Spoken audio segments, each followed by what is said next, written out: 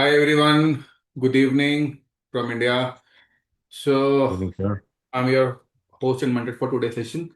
And since we already have one class earlier last week, and we have sent a lot of podcasts, a lot of information on the group. So I believe that you all people have taken some good time to gone through all that.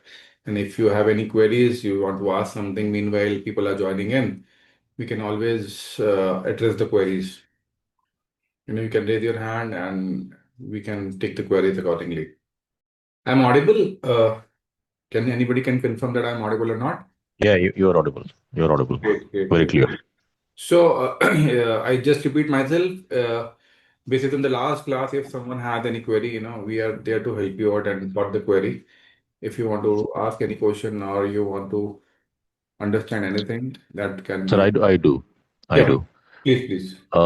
In the last class, there was a mention of something like this. It said कि किसी के अगर कुंडली में कोई particular योग होता है और अगर उसके घर में उसी का मतलब उसी तरह का अगर प्रॉब्लम है तो उसको उसका इम्पैक्ट ज्यादा रहता है और जिसके कुंडली में वो योग नहीं होता है सो उसका इम्पैक्ट उतना उसके ऊपर पड़ता नहीं है how far is this right I mean is this I mean did I understand it correctly? Actually, David, how it works is कि for everything happening in our lives, in all our kundlis, there is a yoke. A single planet placement does not work. It does not give anything. It's only a reflection of one sort of energy. As we understand that, any new birth has to happen through copulation of a male and a female energy, or in a cosmic terms, we use the Shiva and Shakti. So Mhm. anything has to be produced with a combination of Shiva and Shakti, right? So whatever promises are there in the chart, they are the static promises. And apart from that static promises, there are the other things which are working in tandem is dasha and transits. And dasha is a dynamic understanding when that static promise will be fulfilled. And the transit will allow when that thing will actually manifest in our lives. I take some small example for your understanding that will help you to understand your clear terms of basics. Suppose you want to order a sweet from a sweet shop nearby you, right? So first of all, whatever sweet you want to offer, suppose you want to offer a barfi, example, or a samosa or anything, so you need to call that restaurant and check that is that particular thing available in the restaurant or not. If that particular thing is available with them, then only there will be a case where things will be couriered to you. If that particular thing is not available with the shop, then that cannot be served to you by any means. Whatever desire you may be having as a user to have it in your plate, but if things is not being served by the restaurant or is not there in the restaurant, then you cannot get it by any means. Now, if the thing is available, then only the courier boy on behalf of you can deliver from that place to your place. So that courier boy plays an important role where if the thing is available at the shop and you want to have it, then only there is a collaboration between your desire and the availability and the courier being transferred from B place to A place. Right? That is how things are getting manifested. Now, lot of things which are said here and there because a lot of people just want to get into a node key. Your Saturn is sitting over there, your sun is sitting over there, your moon is making a relation with that particular thing. That single planet placement does not give you anything. So when we start looking for the chart holistically, then a single placement may be an indicator, and that is one of the indicator. Example, you are not well. You are not well and you may be having a little feverish, you're getting little feverish. The little feverish is one of the symptoms. That only symptom cannot define the complete understanding of what disease you are getting within you. You may need to check a lot of other things in parallel to conclude what exactly the problem you are suffering from in your current phase of the life. That is how we work in that understanding. Once we understand astrology as a complete piece, we understand how houses work, how rashis work, how planets work, and these are the three basic understandings with respect to the complete astrology placement, because there are 12 houses, 12 rashis, and 9 planets per se. The complete tandem of all these combinations will give you a static promise. And now, when these planets are sitting together in any area of life per se, or under any Rashi domain, then that particular promise is getting that flavored from that particular Rashi through that house. So slowly, gradually, you start building the understanding that what static promise is being captured in a particular house, and when it will be getting manifested during the Dasha Antardasha period and through the transit approval. This is how the whole cycle works. So to start the Jyotish studies as a whole, we need to understand the complete picture in a stepwise format. The first step is to understand the houses that we are going through as of now. A lot of significations are there for each house. We are just introducing it as a part of the understanding so that it should not be a knowledge overload or overwhelming from somebody who is just starting the the entire study in the first time in their life. And slowly, gradually, when we start understanding the significations of houses, then we move to Rashis. Today we'll talk about Rashis also. And then we will go to the planets, and then one more thing is which is called significator of a particular area of life. That significator is a planet who is whole soul responsible of getting that promise delivered in your chart. Right. So when we understand all this, and then we start understanding the yogas, how the yogas are being formed, how these yogas are going good or going bad, how this planet is benefic for us or malefic for us. That is how the complete picture will design slowly, gradually, step by step, format by format, brick by brick. So we are just on a nascent stage where we are talking about the art of houses. So a lot of information which has been given to you, you need to absorb in stepwise format. Majorly, the significations of houses, Rashi, and planets should be learned by heart. Until unless you are not aware of the fact that which house is responsible for the marriage per se or a partnership per se, or which house is responsible for father, or which planet is responsible for father, or which Rashi is playing what role, then it is very very difficult sometimes to get into a conclusion state of mind at what to talk, how to decipher the issue, and how to understand the yoga. Okay, we are welcoming Vinayak sir also. He just joined the call.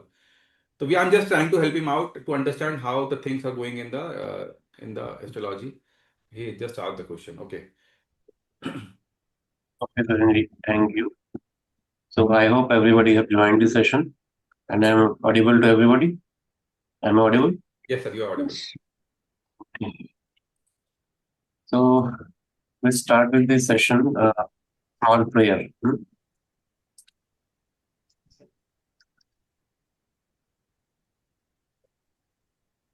See, whenever we start learning something, especially the kind of a knowledge that we call it as Vedic, the word Vedic. Okay, so before we start this subject, we offer our prayer, especially to our Guru, Rishi Parampara, the lineage of rishis, okay, through which we are getting this knowledge. So on your screen, you can see one photograph. This is basically lineage, okay, rishi lineage, starting from Narayanam, Padmam, Vashishtam. It means there is a whole Guru Parampara stotra. So it says this knowledge is coming from directly from the Narayanam, Padmam, Vashishtam, Parashuram Cha. Okay, Parashar Rishi, Vashishta Rishi. So like this, you will see the different placement of rishis are there. There is a flow of knowledge. So before we start anything, we first offer our prayer to Rishi Parampara, our Guru Parampara. Correct? So wherever you are sitting right now, so hold your hands and pray to your Ishta Devi Devta. Ishta Devi Devta means the Devi or Devta which you like from your heart. Your Ishta. Okay, so pray to your Ishta Devi Devta and Kula Devi Devta. Okay, so we have one or other form of Devi or Devta that is associated with our lineage, our own lineage. Okay, Kul Devi, Kul Devta. So we offer our prayer to them also. Okay, because see, many of you are learning this Jyotish because you have some scar, okay, some imprint, something from your past life. Okay, you have some unfinished journey. It's like you have completed 10 chapters in your previous life. Now in this life, this is just an initiation. After this initiation, you will start with the 11th chapter because you know already 10 chapters. Are you understanding this? So this kind of samskar, if you have the blessings of your Kul Devi and Devta, so it is easy for you to understand these kind of subjects of Jyotish, Ayurveda. Guracharya Paryantam, Vande Guru Param. Okay, so hold your hands and offer your prayer to your Ishtadevi Devta, your Kuladevi Devta.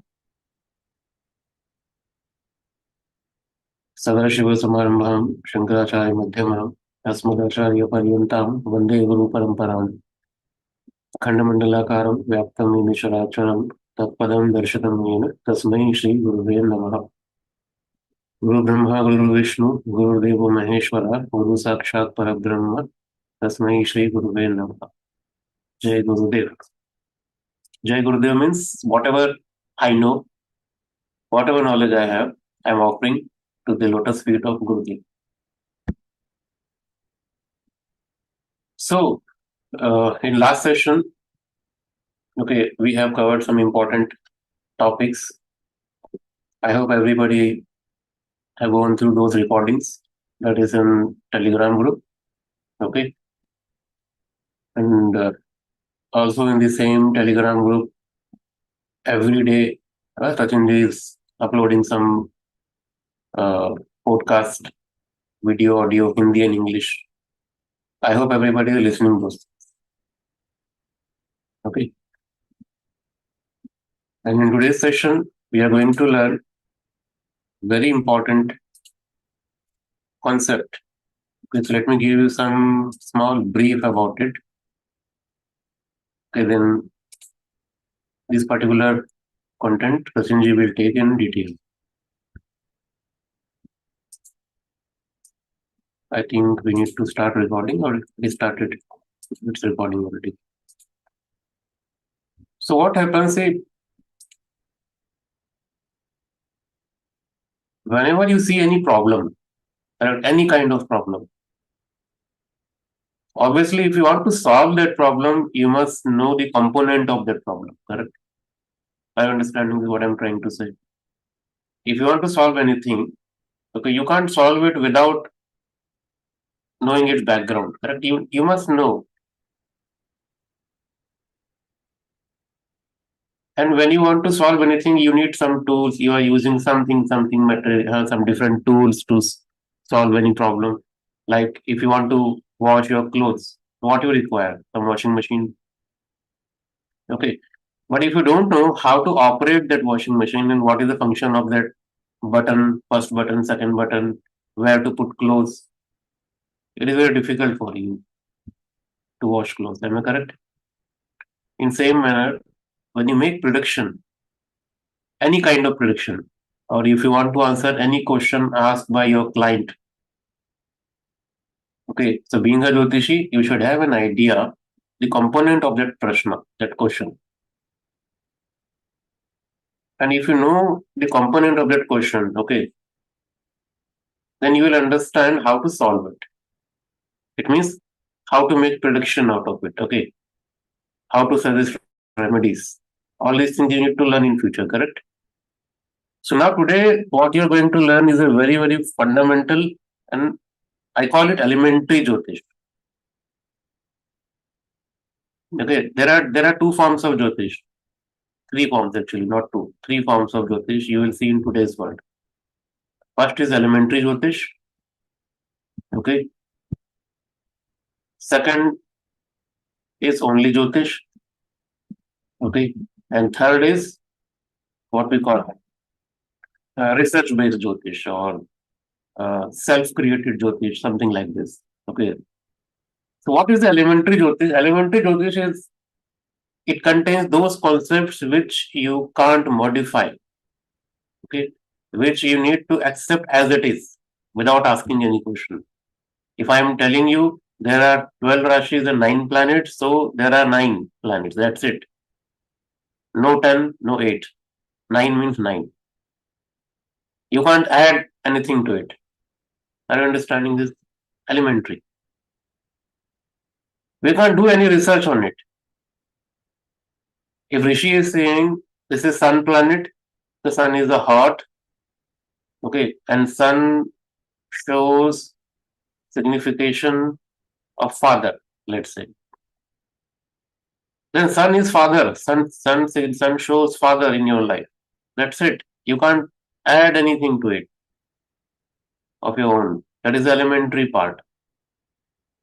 So whatever you are going to learn in next 2-3 classes, those all are elementary. We can't make any changes in it. And if somebody is changing in these elementary and saying they are doing research, it means they are completely in wrong track, and they are just spoiling the Jyotish. So the first elementary part is Rashi, zodiac signs we call it. That is elementary. Okay. Second is houses. We call it bhava, houses. And third is planets. These three are elementary, fundamental. Okay, so you need to learn it as it is, as we are teaching, as Sachin is teaching. You need to accept it.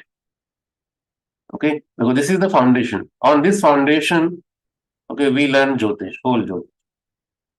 But if your foundation is not solid, na, then it will be very difficult for you to learn the rest of content of Jyotish. Clear? And believe me, after learning 30 years, 40 years, 50 years in Jyotish, na, still I see many people, because we are already teaching this subject for many years.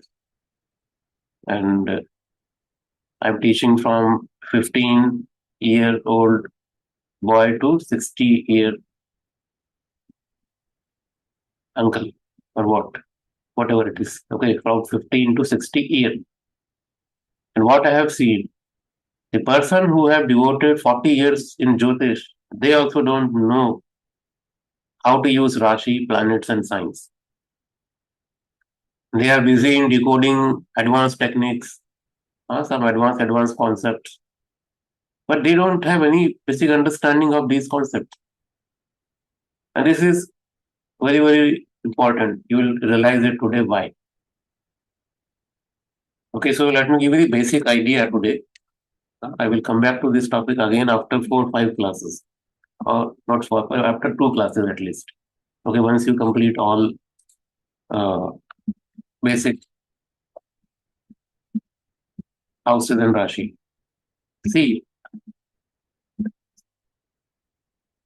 I'm not writing zodiac, correct? I'm writing it as a Rashi. I hope everybody can understand it. Huh?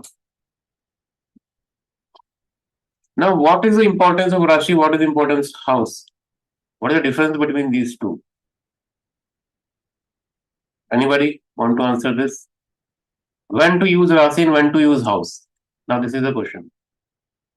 Okay, so my question is, how you will decide when you are going to use Rashi and when you are going to use house? Anybody? Now add here planet also. There are third important concept, that is a planet. Anybody have any idea about it? Planet, house and Rashi. When to use what?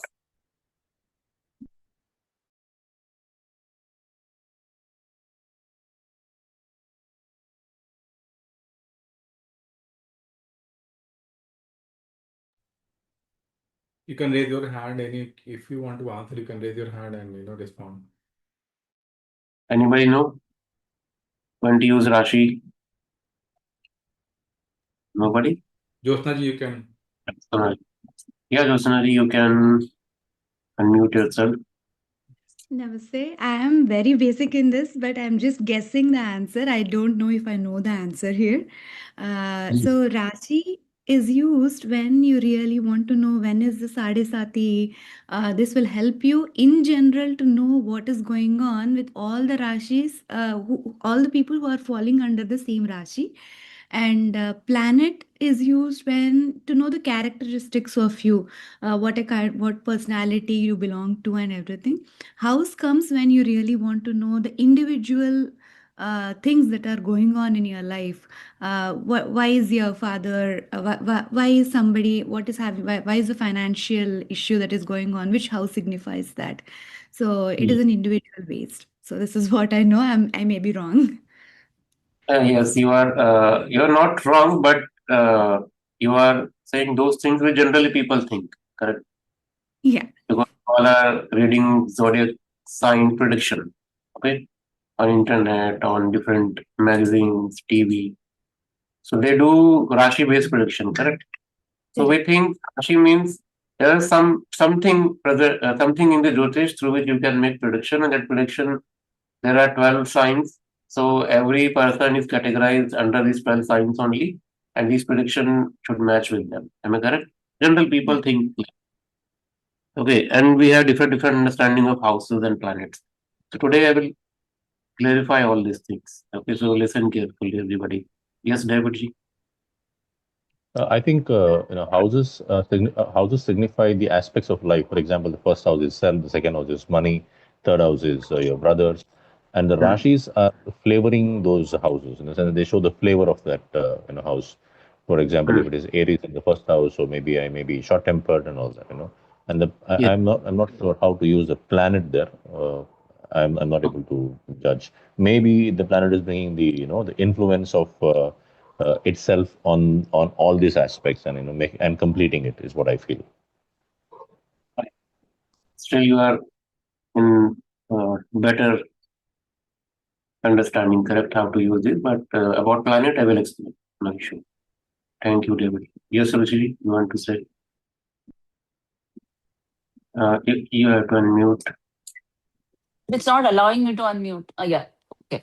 So I think what I want to add to the previous speaker, other because I think House and Rashi I kind of agree. Hmm.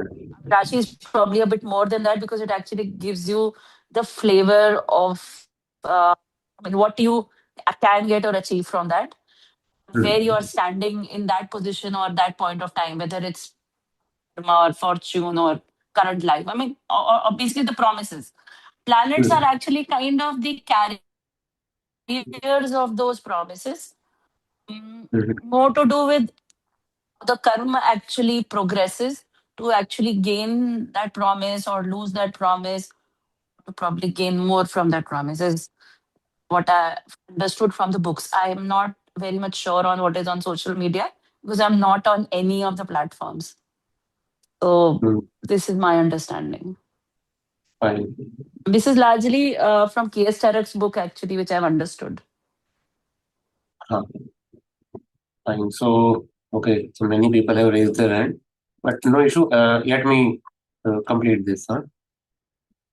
So everybody can just yes. Now see, let me share you one simple chart. The chart is visible to everybody. There are two formats you can see: North Indian and South Indian chart. Huh? And these formats we have already discussed in last session. Hmm.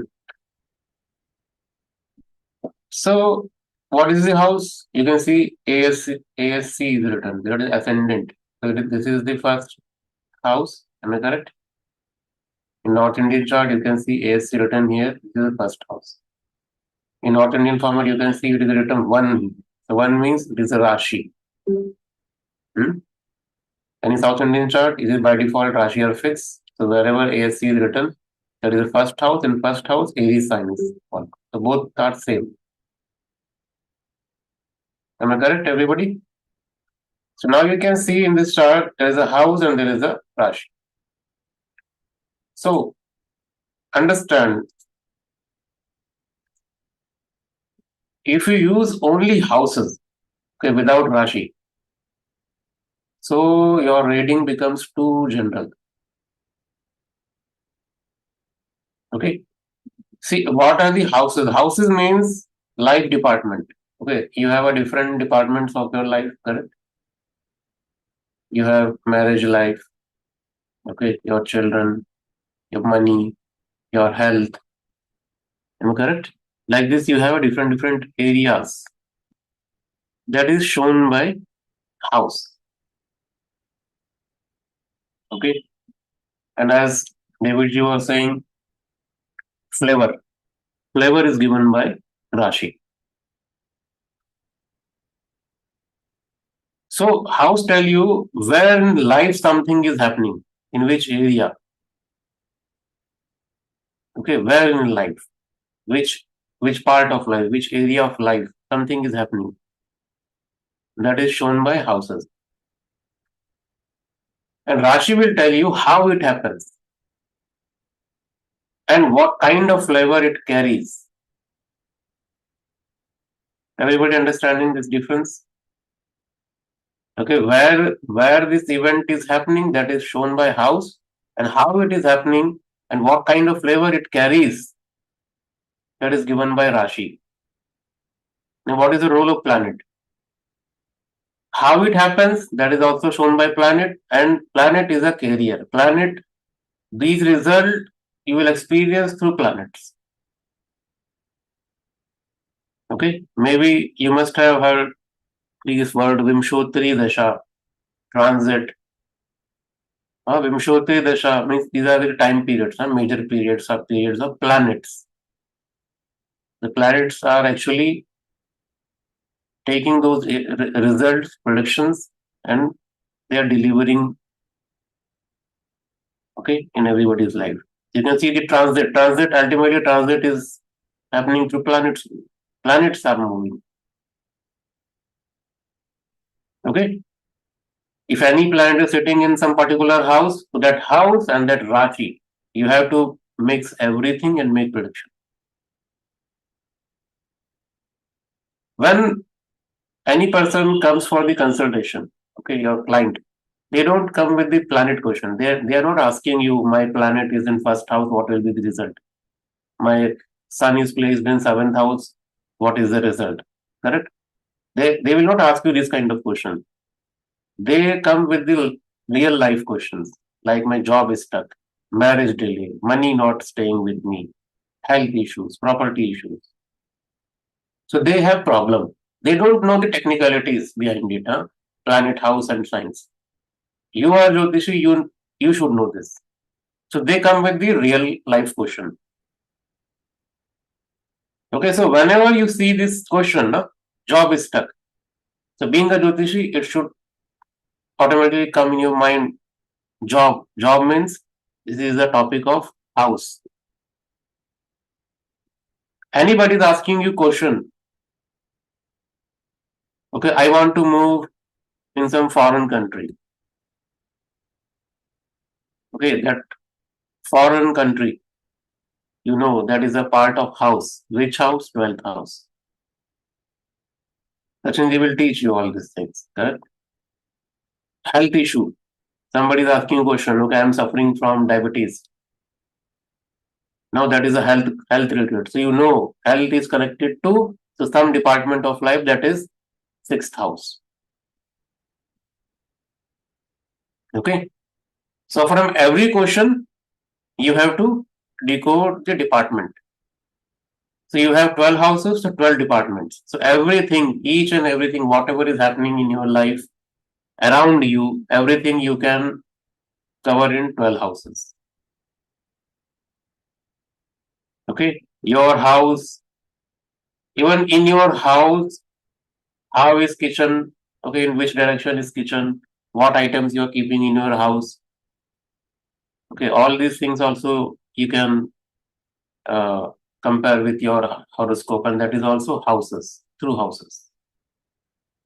Everybody understanding this part? So houses means simply you can understand like these are the room of your life, different rooms. Okay, horoscope as a house with 12 rooms. If problem is career, we must go to 10th house room. What is the 10th house room? So in this chart, you can see this is 10th house. Am I correct? If problem is related to marriage, we go to the 7th room. 7th room means this. In South Indian chart, 1, 2, 3, 4, 5, 6, 7. 7th room. Are you understanding this? So houses means departments. This is why houses are the first step of learning in Jyotish. If you don't master on houses significations, okay, it will be very difficult for you in future classes. Okay, because prediction begins with one important concept, that is, what is the department of life where something is happening, some problem is happening, you have to identify that department first, that house first. If you choose the wrong house, your prediction becomes wrong. It's simple. In same manner, Rashi. Rashi means this particular, this number you can see, this Rashi.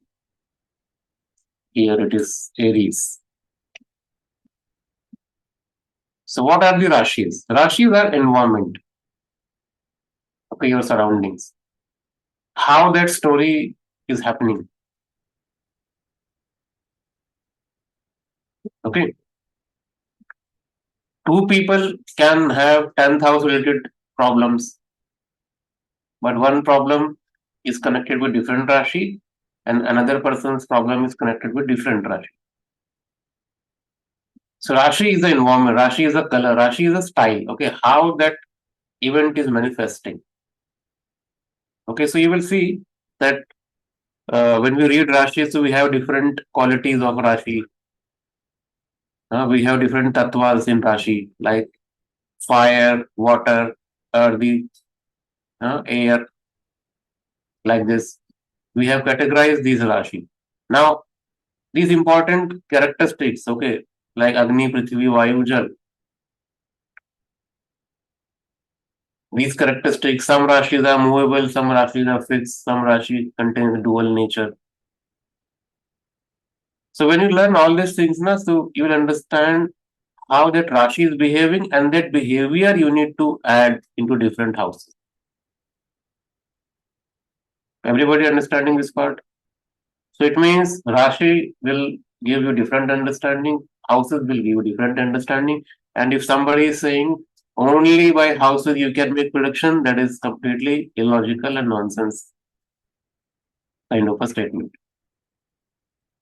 Through houses you can reach to the department only, the area of problem. Okay, but what exactly is happening with that area, we don't know. So for that, next step is Rashi. Clear? And then we have planet. So planet also contains some significations. Like 9th house is father, we say. Okay, now see, this is very important. This is the very first chapter. This is the 4th house. This is 4th house. In 4th house, if you want to know about mother, you have to see the 4th house. Am I correct? If you want to know about education or formal education, you have to check 4th house. If you want to know about vehicle, what kind of vehicle you have, or when I'm going to purchase new vehicle, then again you have to see the 4th house. If you want to know about your mental attitude, your mindset, again you have to see the 4th house. Are you understanding? There are many areas which is covered in the fourth house only. Now, how will you decide? Okay, at what time, what particular result is coming out of this fourth house? Are you understanding my question? What I'm trying to ask? Like every house contains 5, 5, 6, 6 kind of a area. Okay, if you calculate, it is more than 108. I don't know how much. Okay, at least 108 significations I have for every house. Okay, now how will you decide at what point of life, what particular signification from that house you have to predict? Like in fourth house, I told you mother, education, vehicle. Let's take the three example. Now tell me when you are going to make prediction for mother, for vehicle, for education. Now to solve this, we have planet signification. This is one of the application of planets and very useful application. Okay. So in every house you will see hundreds of significations. Now those all significations is controlled by or ruled by some planet. So when you use fourth house plus moon, so we are making prediction for mother because fourth house and moon both are mother. Okay, we will teach all these things in the next few minutes. Okay. Fourth house and Mercury. What is the common between these two? Education. Fourth house plus Venus. What is the common between these two? Vehicle. Understanding everybody? So like this, houses have their own importance, Rashi and planets. You can't ignore any of them. If you think you can make prediction by using only houses and planets, you can make, okay, but you are missing the important part of it, that is Rashi. Rashi can add a different level, different variations in your prediction. Correct? So you need to master Rashi, houses, and planets. And it will take time. It is not one day, 1 month, or 1 year. It is your lifelong journey now. Because it is very tough to master every house. So as much as practice you do, as much as you read, okay, your understanding becomes more finer and finer and finer. Clear? So I hope this basic idea about houses, planet, and Rashi is now clear in your mind.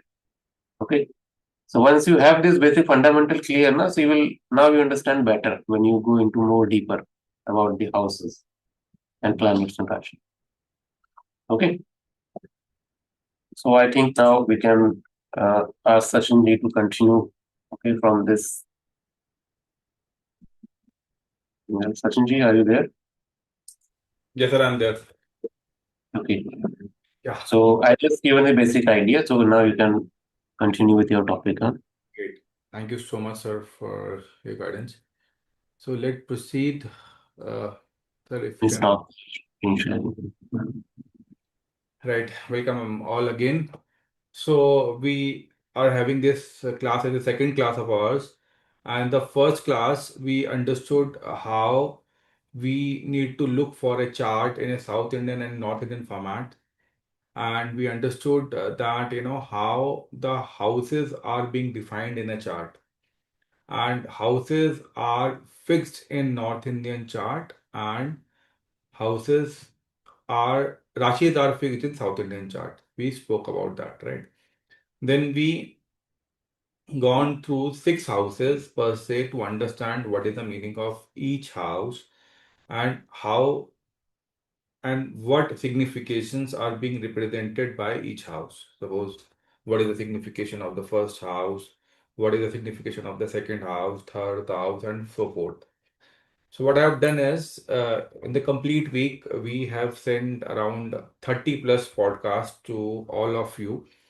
where there are some prerequisites with respect to the karma alignment, how the karmas are being defined in our lives, how these karmas are getting manifested, and what are the definitions of kriyaman sanchit karmas, and that is important to learn.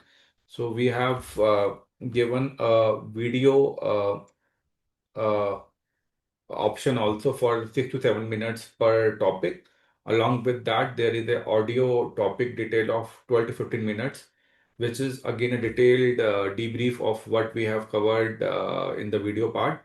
And subsequently, there is a same content being delivered in Hindi language also, because I am getting many offline requests that since the session is in English, but we are more comfortable in Hindi. So with due respect, we have given the lot of inputs in the last week. I know many of you are busy in your own scheduled work, but I personally request that, if you can find time and listen to those podcasts, that will be really helping you out to understand the building blocks, how Jyotish works. So we have started from the prerequisite of first building block, and then we have moved ahead. So sequentially, you need to listen those podcasts so that you're able to understand and try to make notes, which is very, very important, because sometimes when you are listening all these things, podcasts and classes and videos on the fly while driving, or while doing a lot of other things, while walking on the street, maybe evening walk, then you are getting everything in your head, but somehow some things are not being retained. So it is always advisable that, in the first class, I told you categorically that Jyotish is a secret science where we need to put the right energy with the right frame of mind, so that we are able to absorb things in a rightful fashion. So when we are not doing justice with the learning we are doing, the lot of things are going here and there, and we are not able to absorb the things in a rightful fashion. Hope I'm clear with everyone, right? Second point is, astrology is not about learning the combinations. Understand, there are 8,000 plus combinations. So for a human being, it is not possible to learn all of these combinations. Obviously, somebody is having a 20-year of experience in Jyotish, and the person is putting day in and day out. So with the span of time, the person will learn many of them, but it is not possible to remember all. Now, how things work here is, when we do our own sadhana as a Jyotishi, the things fall in place. What is our role? We are acting as a mediator between a person who is coming to us for a support and a God. And we are only a medium. We are not Brahma. We are not God. We cannot do anything. We are only people who are reading the chart on behalf of the God is allowing us to read that chart and trying to help the person with the karma he has already done, and how can we help him. And when you know lot of things, your your own sadhana, his own luck will help you to decode the chart in a rightful fashion at that particular point of time. What 10, 12 combinations are important for him, which you need to recall and you need to make a comment on it, that is more important. And that is coming through sadhana only. If people are only thinking that by learning combinations, you will learn astrology. So in the start also, the first few years, 3, 4 years, I was only working hard to understand the technical part of it, because I'm engineer by profession. So I have a logical mindset. I always want to have everything drafted on the Excel. A lot of Excels are being made, a lot of registers are being filled. But somehow later on, I realized that it is only possible to get into Jyotish on a higher level when I connect with soul level understanding. And because if I want to do it that way, I need to go in sadhana. That is very, very important. So why I'm talking about this is because we have made a separate folder of mantra shastra, or the puja or the prayers we need to do. That is very, very important. We are not giving it those information just for the sake of it. Everything is very, very important, because if you want to go into the astrology, then you need to definitely get into your sadhana, taki everything will fall in place with respect to your learning, with respect to your retention, with respect to your trust level in your guru, with respect to your trust level, whomsoever you are supporting. Suppose the end of the day, our job is like a doctor, where we are there to help somebody, and the person is not believing you as an astrologer or a doctor, then the whole purpose is getting defeated. Hope I'm able to make sense with you guys, right? So I'm just starting the things. First come, first service, that we are all here because we are being blessed to learn astrology. And how we are learning astrology, sir told in the first slide, there is a Guru Shishya Parampara. Things are getting downloaded from a Guru Shishya Parampara. So we need to always respect to all the gurus of our current lives, previous lives, past lives, so that they can bless us. Because obviously we all understand that Jyotish is not a journey of one lifetime. We all are astrologers in our previous lifetimes. And the only thing that we are starting it today, somebody is starting at 25, somebody is starting at 40, somebody is starting at 65. That time lapse is all there, but end of the day, it's a journey of lifetime. So a lot of things you are getting through your sadhana, a lot of things are downloaded to you through your own soul karma, and that is how we genuinely become a learned astrologer with a time frame. That is how things work out, and that is how we always try to do the first and all prayer to our gurus. I'm just sharing my screen. Please let me know when my screen is visible to you guys. Is my screen visible to you? It's loading. Yeah, now it's visible. Yeah. So the first thing is, we need to do the first mantra, which is very, very important while doing your start of Jyotish study, or whenever you are talking about Jyotish, or whenever you are doing a consultation, is that, Om Guruve Nama. This is a mantra which is very, very important as a part of the daily practice for an astrologer. If we are learning astrology, then we need to chant this mantra at least 12 times whenever we are doing our Nitya Karma on daily basis, or whenever we are starting to unfold the chapters of Jyotish whenever on daily basis. So this is also help you to build your sattva gun in you, so that you can be doing justice with your studies and you are getting the right frame of mind to learn what is important in Jyotish. So this is first important point I want to mention to start this topic. Second is, we always need to pray the Ganesh Bhagwan when we are starting the Jyotish, because it is very, very important, because it's a deity of education. So when we do not give our bow or respect to Ganesh Bhagwan, we generally tend to learn a lot of things, but we are not able to contemplate, or we are not able to do the justice with the learning we are doing. We are not able to do the application part of it. So it is very, very important that we need to bow down to Ganesh Bhagwan to get his blessing, so that he will allow us to learn this divine science of Jyotish. So I will just pray it for a sentence and nine. Guru Brahma, Guru Vishnu, Guru Devo Maheshwara, Guru Sakshat Param Brahm Tasmai Shri Guru Namaha. Jai Gurudev.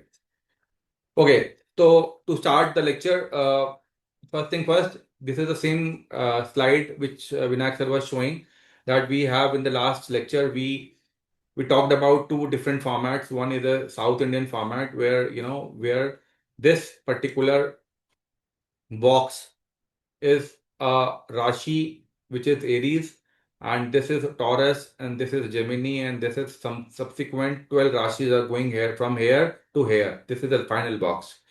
And wherever the ascendant or a double check mark is there, we are marking that particular box as the ascendant. When we go to a North Indian chart mode, the houses are fixed here. This is our first house. This is our second house. This is our third house. And whatever number is written over here, these are not the representation of the houses. This is a representation of the Rashis. We need to remember that this placement of the house is always fixed as the first house. If I'm making a statement which is this house, then everybody should know that we are talking about 11th house. It may be possible that the number 11 is not there, number 3 is written over here, number 5 is written over here. Any number from 1 to 12 can be there in this particular place. That is a number of a Rashi, that is not the number of the house. House are fixed in the North Indian format. So since we are taking the North Indian format as a basic understanding, so we need to have a very, very clear thought. We must not confuse ourselves with respect to the number written over here. These numbers are not representation of houses. These numbers are representation of Rashis. This is first an important point. Moving on,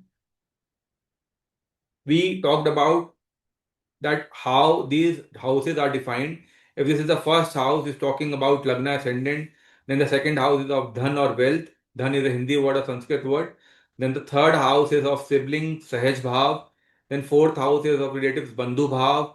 Fifth house is of Putra or son Bhav. Then sixth house is the enemy or Aribhav. Seventh is a Yuvati or wife.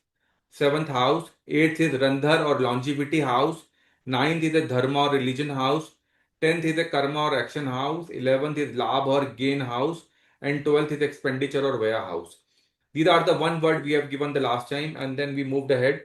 We talked about the same thing in a tabular format so that you can make a note of it and you can remember as a part of your weekly exercise to remember all these words for a particular house. Then we move to the concept of how and what each house signify. And that is what the Vinayak sir was talking about. First and first, to start the astrology, we must understand that which house is representing what area of life. That area of life is very, very important. Suppose I want to see somebody's career, and if I don't know which house is being represented for to see the career, it is almost impossible to delineate anything from the chart. So if somebody knows that 10th house is a house which is a house which is belongs to a career or a profession, then whatever yogas, whatever combination, whatever energy, whatever rashi, whatever things is there, I am able to look upon that particular area.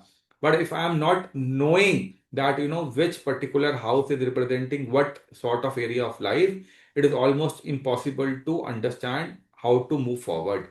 So first thing is we need to understand the first house. I'm just repeating it for the people who are joining today at the first class so that they're able to sail through the next topics. The first house is the self, your body, your personality, your vitality, your physical health, your basic temperament, and overall destiny. The first house is a receiver of the complete Kundali. All other houses are working to get the things aligned for the first house only. It's you. It's you. Everything is happening for you, end of the day. So, whatever is happening in the entire Kundali is only happening for you. That is how the first house become very, very, very important. How your behavior is, how your personality is, how you look like, how you behave. All these things are being seen from the first house. Then we can move to second house. Second house is the first word is the dhan bhav. Automatically, the wealth is the word which is associated with this second house, which is earned or accumulated both. So earned and accumulated, both words are being used for the wealth purposes while defining that area of life. Then speech, then family lineage, your kul, whatever kul you belongs to is being seen from the second house. Your moral values, your early upbringing, whatever sanskars, whatever upbringing is happening within the age of 6 to 7, that is being seen from the second house. Whatever the early education, basic education you're getting from your family is being seen from the second house. Then your food habits is seen from the second house. The vision is also seen from 12th house. 2 and 12 houses are being the two houses which is being related to the vision. But since we're talking about second house first, so I'm also mentioning that it is being used for vision. It governs your saving, your ability to speak gracefully or harshly, and how you relate to a close kin. How you are talking to people, how you are communicating. Communicating is not the right word. How you are relating to what you want to say to the entire world. What selection of words you are using, that is being seen from the second house. And the cultural we talked about, culture understanding of sanskar, what we are getting from our family is being seen from second house. Third house is a house of courage.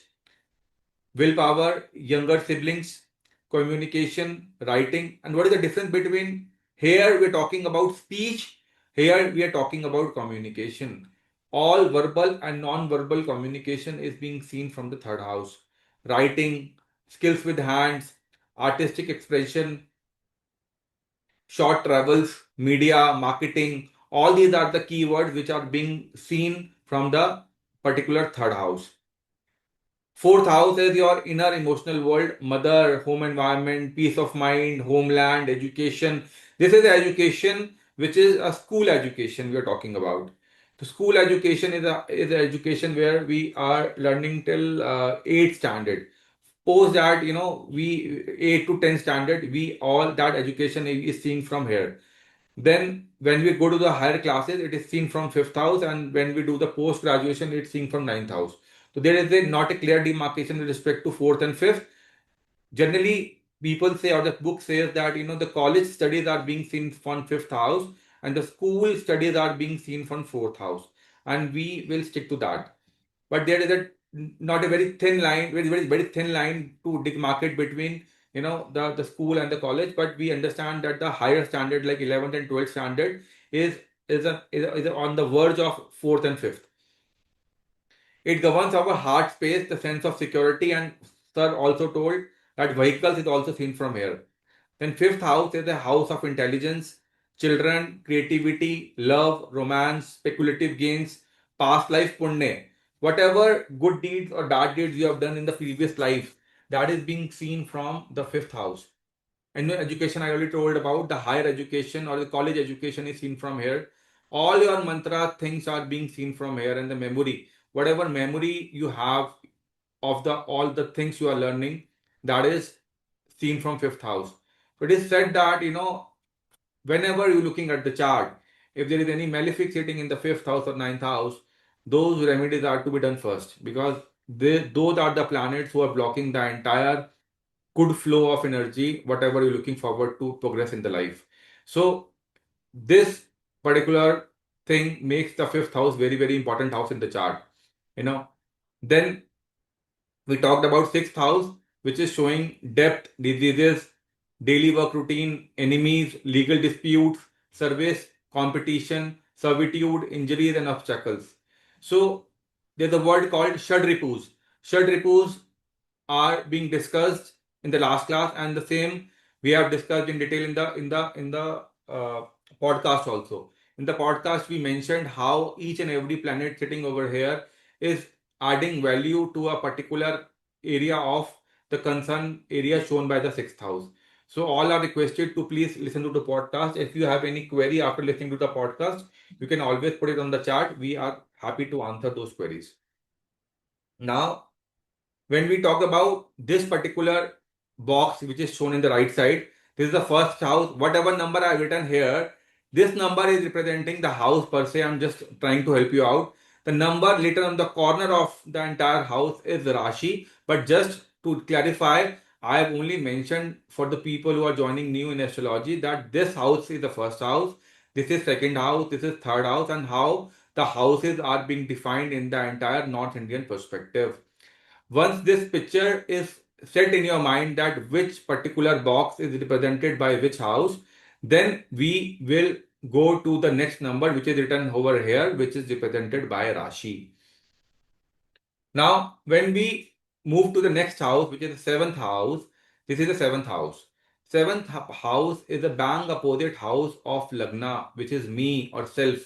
So this is a house which showcase the marriage, the spouse, the partner, the co-partner, all that partnerships we are carrying in our life is seen from here. Whatever contracts, whatever the agreements we have in our life, that is being seen from this particular house, which is seven house. All the long-term commitment, all the relationship balancement is seen from this house. Then we have eighth house. Eighth house is a house of transformation. This is a house of longevity. So there is a lot of misconfusion that is eighth house is a bad house because it kills you. No. Eighth house is not the house who kills you. Eighth house is a house of longevity. Death is a word associated because here our life ends. But the 12th from 8th, which is 7, we will talk about in later classes how these houses are more dangerous as compared to this house.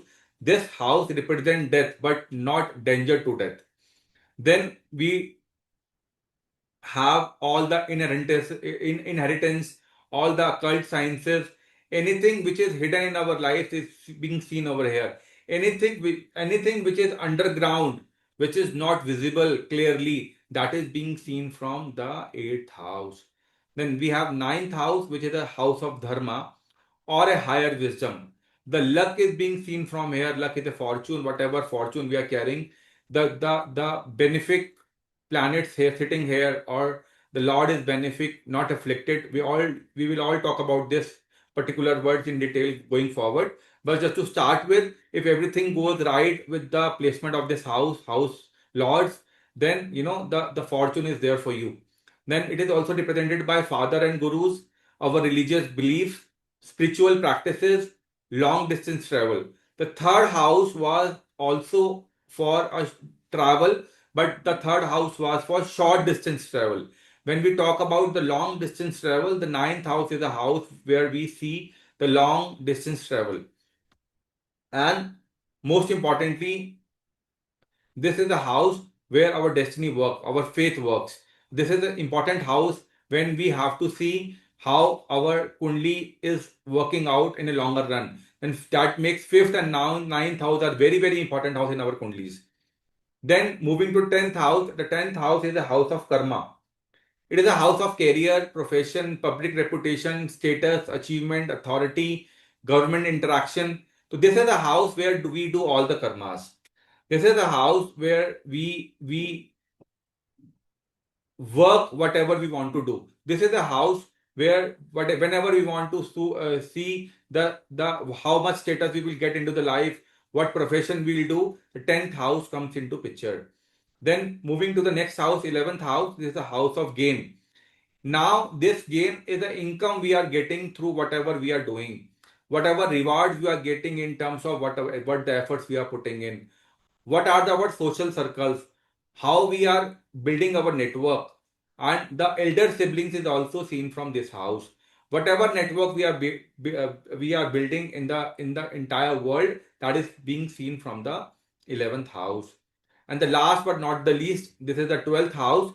This is the house of moksha, isolation, loss, foreign lands, bed pleasures, detachment, ashrams, hospitals, expenses, liberation, sleep, subconscious mind, everything is seen from here. So what we are getting from all this? So first of all, these are not the complete list of the significations. These are handful of the significations.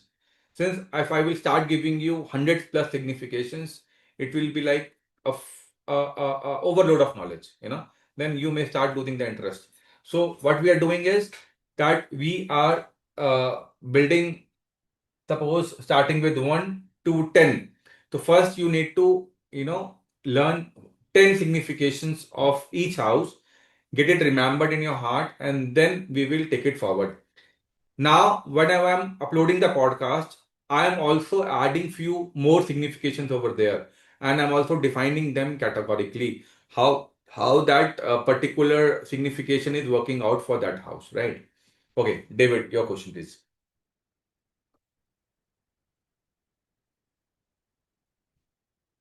You're not audible. You're unmute yourself. You're not unmute. Let me help you. Yeah. Okay. Yes. The question was the communication. You said second house is communication, and Yes. third house also is communication. So how do we differentiate? Second house is speech, how we speak, how is it like I am speaking fast, I am speaking slow, I am speaking harsh, I am speaking sweet, I am using sugar coated words. How my speech is being seen from second house, and how my communication is verbal, non-verbal, that is being seen from the third house. So there are two different understanding. My ability to speak is seen from second house, and how I communicate is through third house. If you say somebody is not able to speak, then also the person is able to communicate. So if my second house is totally gone and I'm not able to speak a single word, that doesn't mean that I am cut off from the communication. The communication is how I am making the other people understand what I want to make them understand. Right? So there's that clear demarcation in terms of speech and communication. Right? Yeah, Krishna ji, please.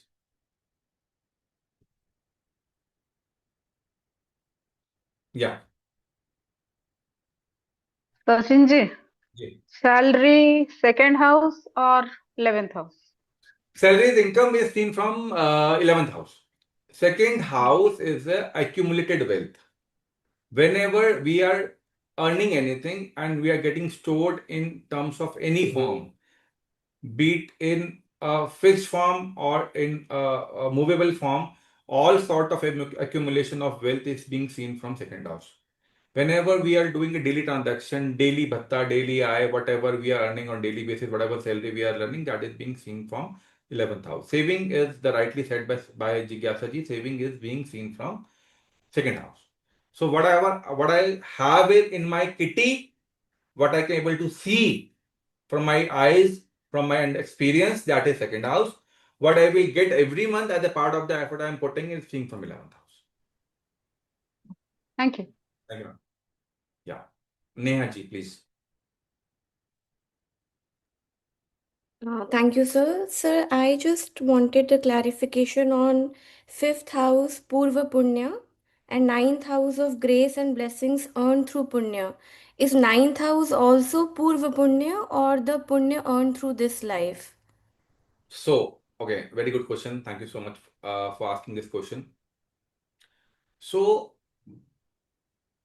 there are two concepts. One concept is that whatever good deeds we are doing, that good deeds are part of the Purv Punya we are doing from lot many births. And those punyas, good karmas, whatever we are doing is being seen from fifth house. And the juice of the entire Pur Punya is seen from the ninth house, which is fortune. Right? So the understanding is how it goes is the Pur Punya brings you the opportunity, the talent, the initiative, what is being given to us as a part of individual strength. Fortune is something which we are getting from the environment. When things fall in place automatically for us, through the environment offering that is being seen from the ninth house and how that luck grows, right? And when we talk about the fifth house, it's all about the good deed we have done. Vinayak sir want to add something on this. Vinayak sir. It's the same thing like fifth and ninth. Okay, so ninth, what we call ninth house as a luck. Okay, and how you receive luck, it depends upon your Pura Punya. Correct. So Pura Punya is like a bank balance of your karma. Okay, so whatever you are doing, so you are adding it to them. So Punya, correct? Purva Punya. So it means whatever good deeds you have done, that is in the fifth house. Okay. Now out of that Punya, okay, your blessings you are creating. Okay, so there are some literatures in Jyotish, we call it, like for example, one of it is Karma Vipaka Samhita. Okay, so there Lord Shiva is explaining to Devi Parvati that there is a person who born in this particular nakshatra and he have done a lot of good things in previous life, also a lot of bad things. Then he died. And when he take rebirth, so he explains, like, depending on how much Purva Punya he collected, okay, so he enjoyed all good things. Okay, he went to heaven, he stayed there for, let's say, 10,000 years. Why 10,000 years? The Lord Shiva explains. It all depends upon the punya, good deeds he have done. So the amount of good deeds is equivalent to how much you good things enjoy in your life. Correct? So Purva Punya is the house which actually reflects your good deeds. Okay. And the product of that good deeds is the blessings. So now in that blessings, ninth house is a blessing that is given by the fifth house, Pura Punya, plus the blessings of your ancestors. Okay, that is also going to add in the ninth house. But fifth house is your own Pura Punya. Okay, yes, Neerji. Okay, you have, I think, just a second. Huh? Yes, okay. Yeah, Neerji, sorry. Tell me. Thank you, sir. So, sir, it means ninth house is like an outcome of fifth house of whatever we have done in a Yes. way. Yeah. And I also have a second question regarding the sixth house, which is like Shadripu. In one of the Hmm. Shadripu, loan or debt is also Shadripu. And eighth house is also our karmic debt. Can you also interlink this somewhere? See, that eighth house is what? If we talk in terms of loan and all these things, now the eighth house is the ability to take loan. Correct? How much loan you will get, that is decided by the eighth house. And once you take that loan, okay, whether you have a capacity to pay back or not, that is the sixth house. Okay, that's why we say sixth house is not good and all, because every people, they suffer when they repay it, correct? But they are very happy when they take money. So when they use eighth house, so they are actually getting the unearned money. The loan you are not earning, correct? The whole amount you are getting by just by showing your documents or whatever it is. That is the eighth unearned money. Now once you get that money, and when you have to repay, now that is the sixth house. So in terms of karma also, now in terms of karma, now the eighth house is different, something different. Although in Jyotish we say eighth, I don't know why, because otherwise all 12 houses have some pending karma. So whatever planets are sitting in some specific position, every planet, every house is showing some form of pending karma. Okay, so it's not like only 6, 8, and 12 are only pending karma. No. All 12 houses are pending karma. That's why you are born in this world. Right. Okay. So there is no any specific things about the 8. All 6, 8, 12, first, second, third, all houses show some or other form of karmas that you need to do in this life. Okay. If sun is sitting in third house, there is a reason. Why in your horoscope sun is placed in that specific location? It is showing something, some message that we need to understand. Okay. Nanaji. Good afternoon, sir. Good evening, sir. Major, I want to know scholarship is seen by which house, and lottery, as in visa, is seen by 8th house or 11th house?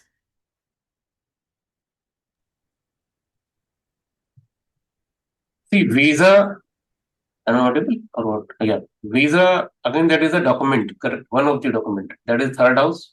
Okay. Okay. Plus eighth house, both. When you talk about the lottery, something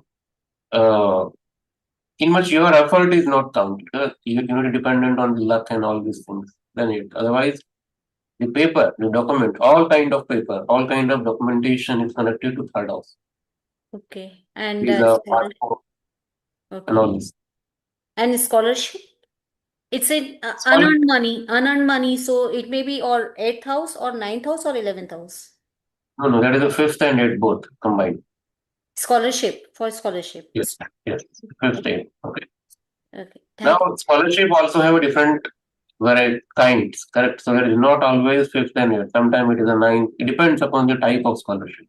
Education is scholarship. So higher education scholarship. So Then higher education. fifth, eighth, ninth, eighth, both. Ninth is also there. So there's a role of multiple houses, like what sir said. Ninth is also there for education, higher education, or 11th is again a house of gain.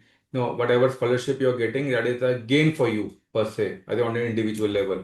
That is how 11th house is also party to it. Then we talk about the fifth house also, because whatever good deeds you have done in the past life, that is bringing you that scholarship in front of you.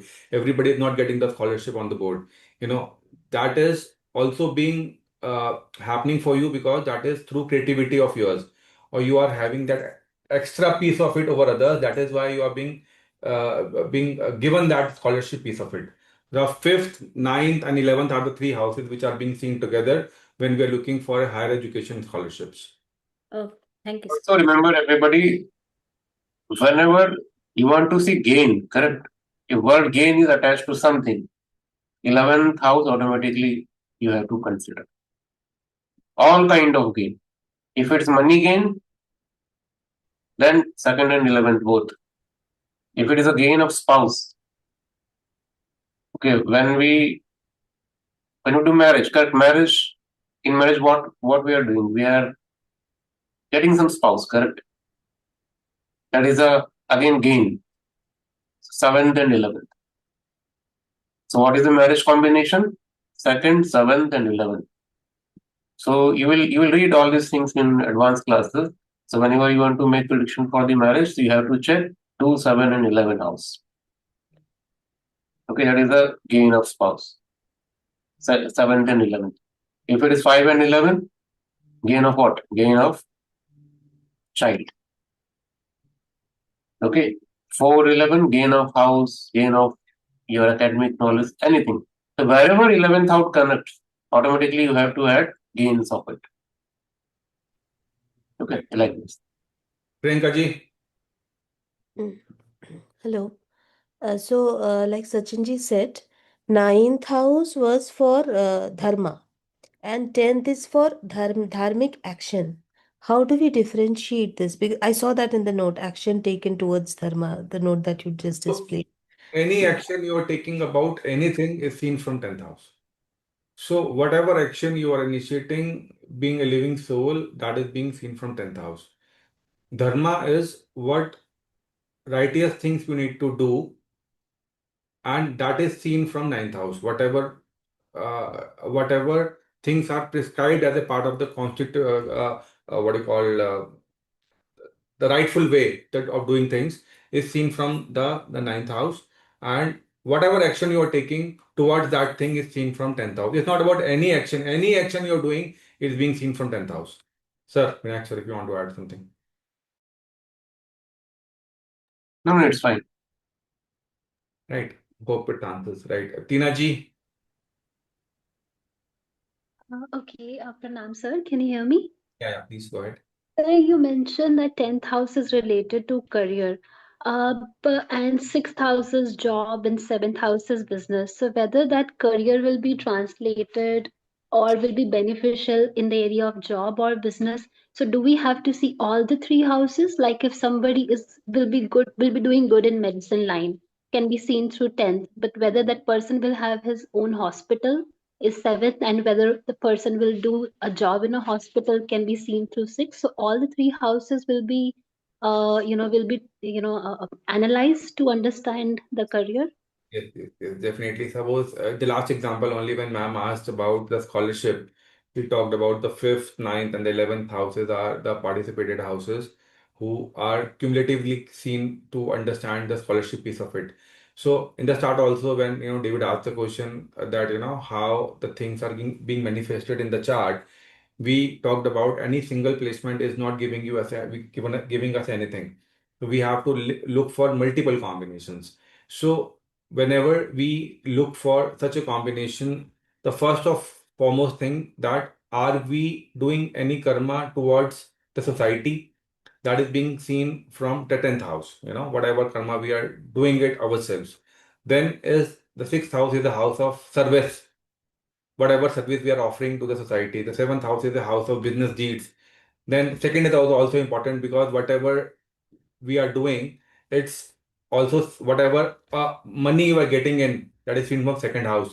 So when we go beyond in the classes, we understand there is a trikon. There is a Arth trikon, which is 2, 6, and 10.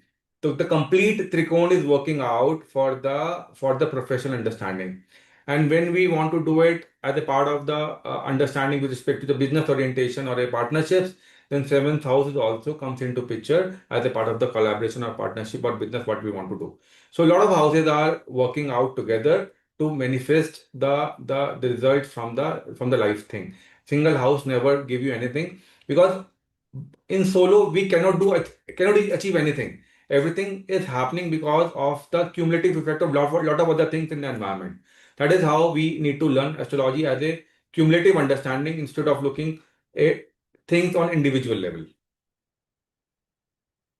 Vinay, you want to Okay, add? there's one more point I will add here. Like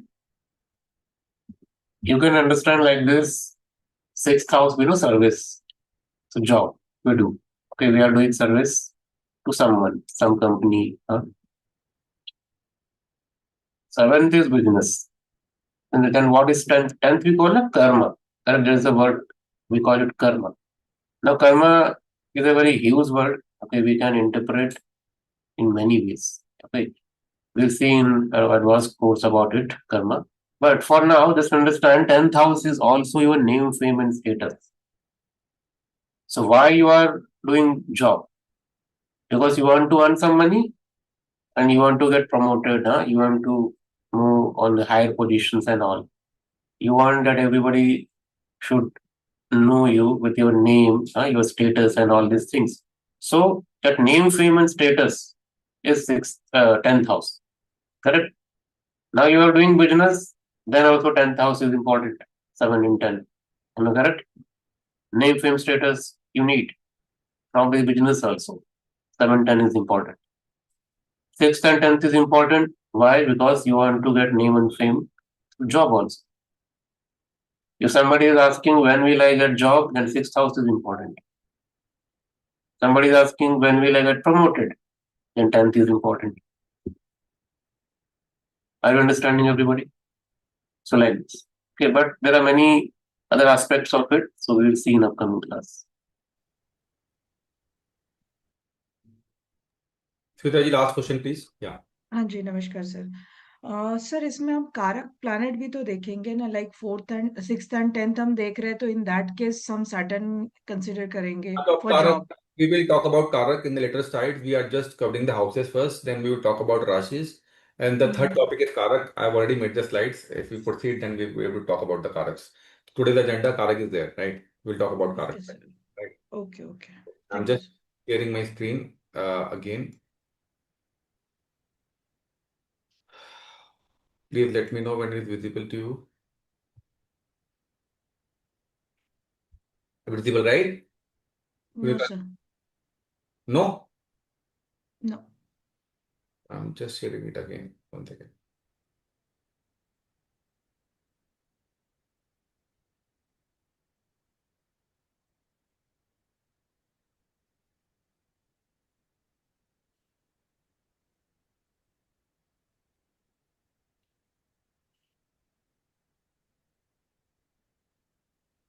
Is visible now? It's visible now. Yeah. We talked about the houses. Now, this is a slide where I compiled everything for you just to save your time and to understand how each house energy is manifested. So Kundli is what we talk about, the script of our life. The remedy, your karma, don't blame anyone. This is a line I learned from one of my gurus, that he told me that whatever is happening in our chart is all destined. And whatever we are facing in life, we need not to blame anything. We need to just watch our own space to do the rightful karma in a rightful manner. So what we had talked about, that all I have tried to put lot of signification for each house so that you'll be able to remember how each house energy manifests in our lives. Right. So uh, uh, this is a particular slide which is made only for you. So you can have a screenshot of this or click a picture. I will also post it on the Telegram, right? And you can make a printout of this and you can start reading this day in day out, so that these particular significated words for each house will be settling in your mind within a span of next 1 week.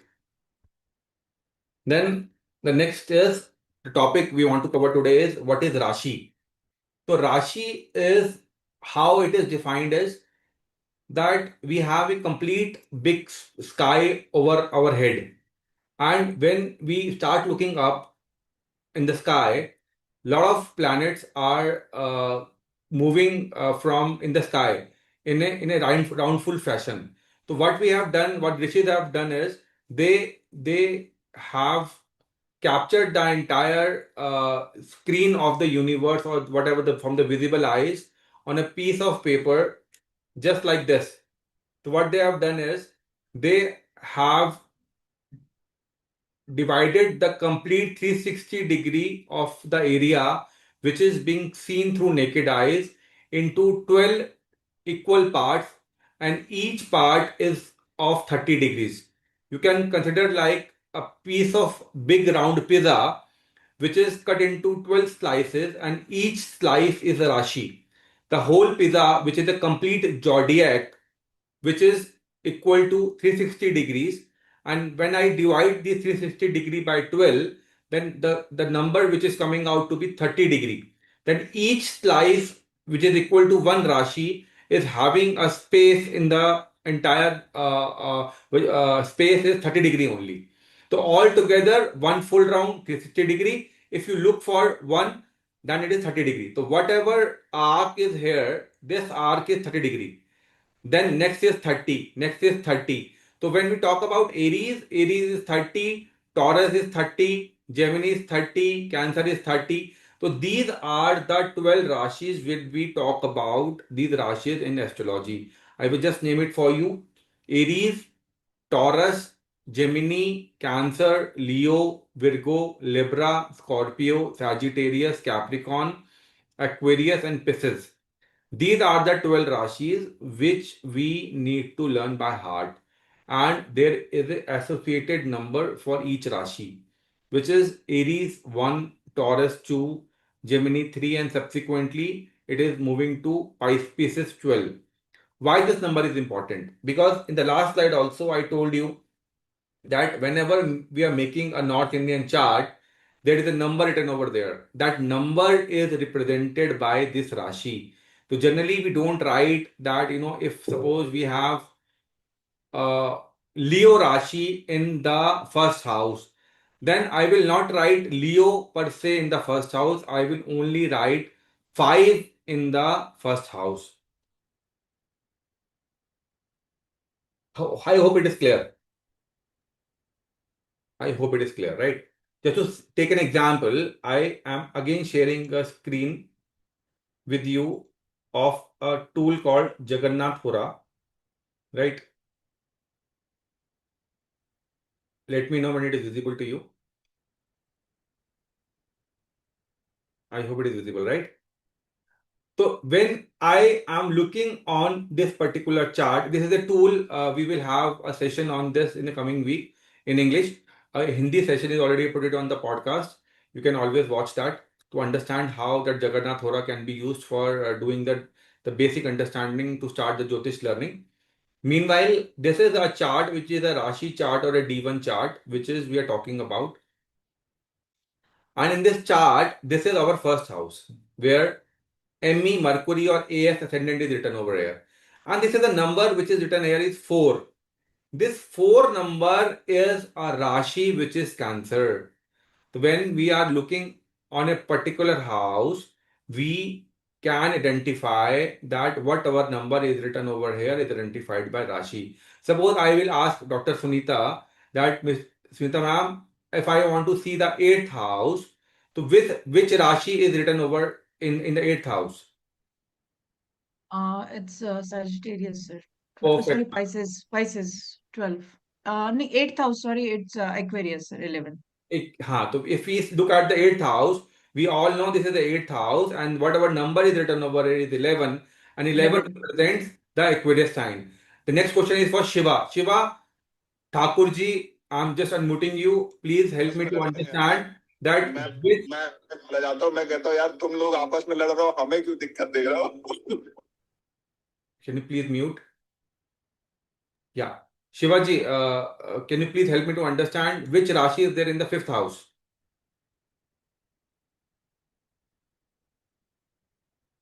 Shiva Thakurji, unmuted you. Can you help me to understand where is the 5th house? थोड़ा और aggressively करिए जब कोई काम करना है ना result तब तक नहीं आते जब हम Rachanji, remove him. I think he's in Good. class but not doing the sessions. No worries. busy Okay. some. बहुत पिक रख लिया नहीं का workout is only I think Shiva, I think, yeah, they'll be getting the noise. No worries. So, anybody else want to try? Sandeep ji, you want to try? Sandeep ji, can you help me to understand which Rashi is there in the fifth house? Scorpio. I unmuted you. Can you please repeat again? Scorpio. Scorpio is a Rashi in the fifth house, right? Now, I have got two hand raised. Chitra ji. Chitra ji, I want to understand which Rashi is there in the 12th house. Chitra ji, I am audible? Sir, it is Gemini, sir. Perfect. Thank you, ma'am. Tanya ji. Tanya ji, I want to know which Rashi is there in the 10th house. So it's Aries. 1. Perfect. Now I will change the chart. I will change the chart. This is a chart of very personality of senior people. Now, please help me to understand that which Rashi is there in the 7th house. Naresh ji, 7th house. So it's Scorpio. Perfect. I hope now we are able to understand, that how the complete chart is being laid upon with respect to a static placement of a house, and whatever number is written over there, that number is representing the Rashi. And when we have a clear understanding that what is the number is associated with that particular Rashi, we are able to relate that, what Rashi is sitting in that particular house. I hope that basic is now clear to everyone who are new to the Jyotish study. Right? I'm just sharing my screen again.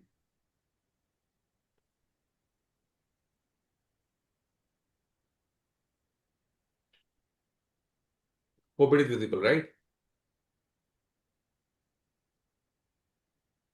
Hope it is visible. Anybody can say yes or no? Yes, visible. Yeah. So, when we move to next slide, the next slide will help us to understand the understanding on if I will say that the complete sky is like a cosmic highway and the 12 Rashis are the 12 lanes on that highway. Now imagine that the planet, Sun, Moon, Mars are all moving vehicles driving through the respective lanes. This is how I understood the movement of the planets in the sky, each having their own speed, their own type of vehicle, that is their own energy with themselves. So there is a possible that one type of car is running on the lane number 4 and a different type of car with a different speed is running on the lane number 10. So this is how with different speeds planet will move in the zodiac with different lanes with different speeds. This is the understanding how I got it captured in my mind for the movement of a particular planet in the different segment in the sky. When we understand this particular piece of it, then we need to go for the first word, which is called Janam Kundli, the birth chart. And when this birth chart is being prepared, we understood in the last class that the date, time, and the birthplace we need to capture, and accordingly we will prepare a chart. And that chart is prepared with the understanding that whatever first sign which is being seen on the east horizon. East horizon is where this is the east horizon in the chart. Wherever there is a sign which is coming on the east horizon, that is our Uday Rashi. Uday Rashi is a word which is called the rising ascendant. The rising ascendant is a word which is being shown by the Rashi which is falling in the first house, because first house is representing me the east side of it. If I will see to this side of the 10th house is representing the south direction, the 7th house is representing the west direction, and the 4th house is representing the north direction. So how I need to see what is my Uday Rashi or the rising ascendant? Whatever Rashi is falling on the first house, that is called the rising ascendant or Uday Rashi. So in this case, as example case, Cancer is a Uday Rashi because it is falling on the east horizon. Now I will again share a chart of Jagannath Hora for practice purposes so that we are able to understand what we want to learn from this commit exercise. Hope the chart is visible, right? So I will be asking you guys in this chart, which is a Uday Rashi? You can raise your hand, Swati ji. Swati ji, please help me to understand. Swati ji. So that is Taurus. Taurus. So Taurus is a sign which is falling on the first house, and that is how we can make a statement here. The Taurus is a rising sign for this particular native. Suppose I will change the chart. In this chart, which is the rising ascendant? Chitra ji. Chitra ji. Leo, sir. Leo ma'am. Perfect. Thank you so much. Now I will move to this particular chart. Again, it is coming same only. This chart. Sania ji.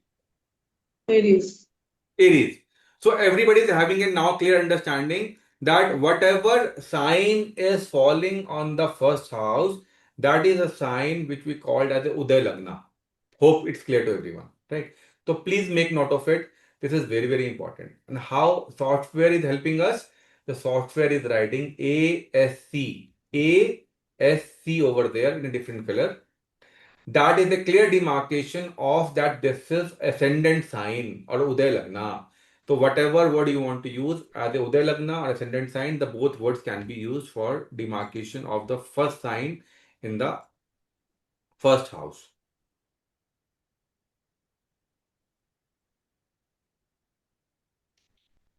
Hope my screen is visible, right? Now moving to the next slide, which is very helpful for you to understand. One second.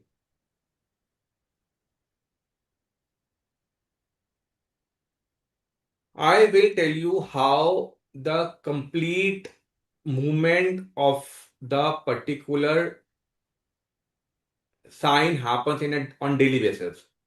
Whenever we are getting the sunrise happen in the morning, suppose I have taken an example of today only, February 4, 6:50 a.m. today the sunrise happens in the morning. Per se in Hyderabad, I'm based in Hyderabad. Then whenever the sunrise happens, the sun is in the first house.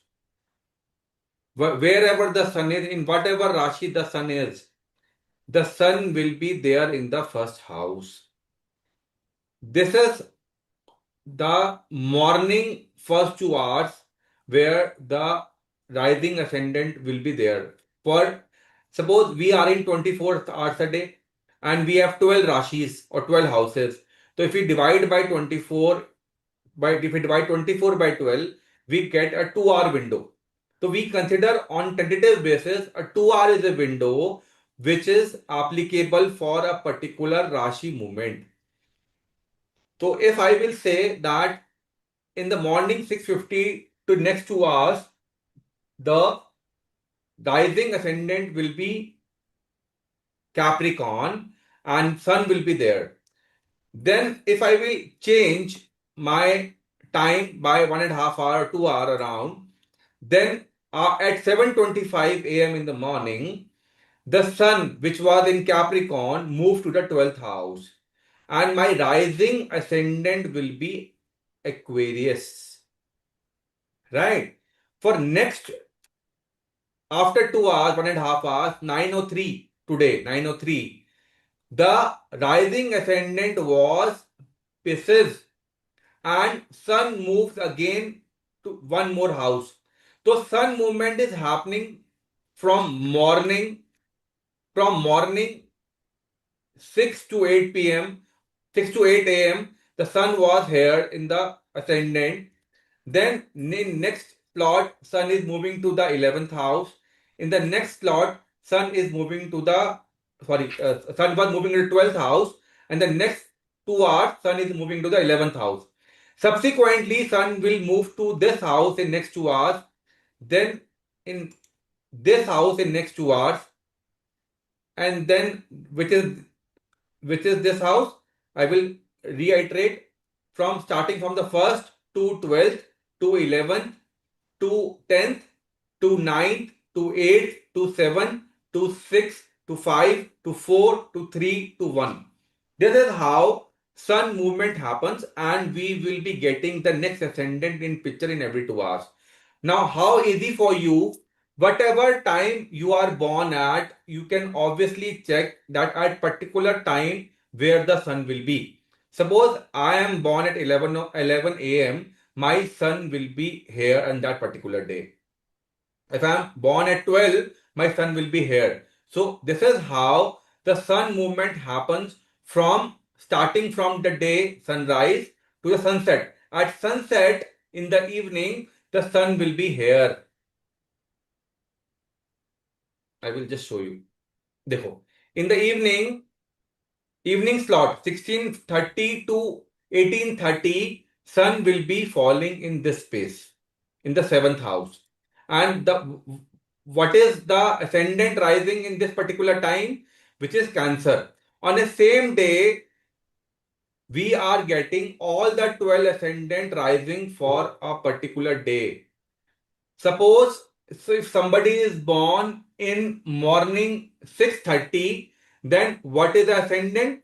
We talked about Capricorn. But if somebody is being born in the evening, which is 16:37 to 18:37, 2 hour window, he may be having the Cancer as the ascendant, and sun will be falling in the 7th house of his chart.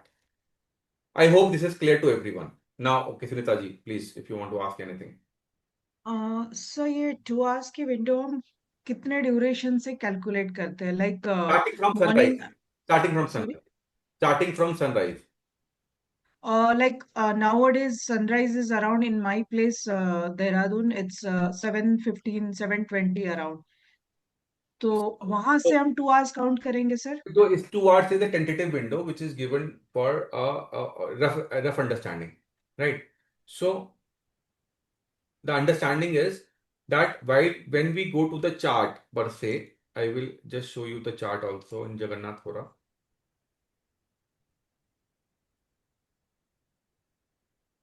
Let me know when it's visible to you.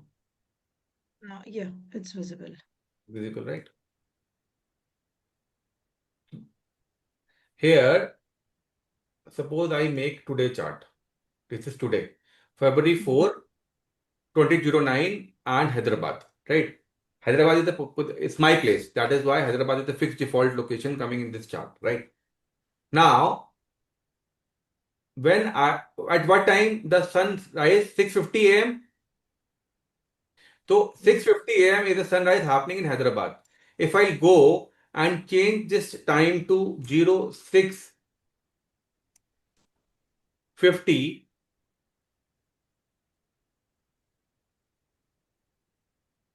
58, and okay, you see sun degree and lagna degree is absolutely same. 20° Capricorn 16 minutes and sun 20° Capricorn 16 minutes. And now the Uday Lagna is Capricorn, where sun is at 20° in the zodiac, and my Uday Lagna at sunrise is defined from here.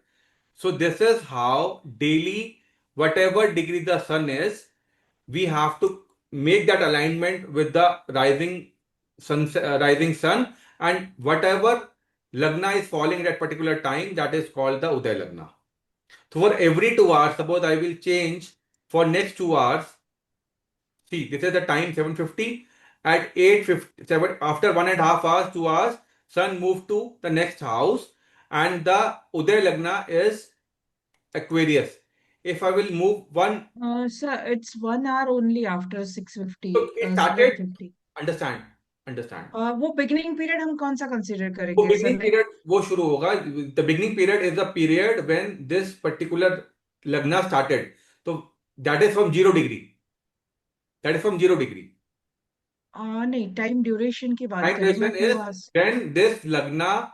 One second, I will just tell you again. Understand.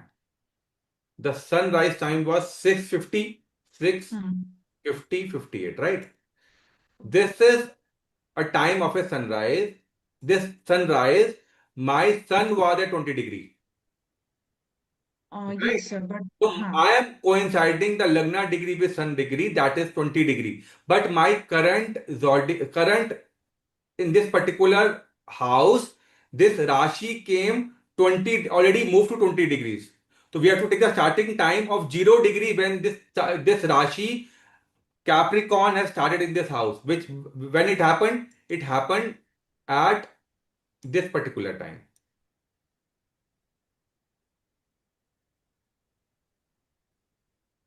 Once again, I'm just doing it for you to make you understand.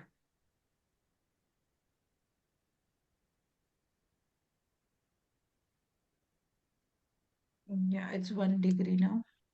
See, it is now 5:30. So 5:34, 5:34:58.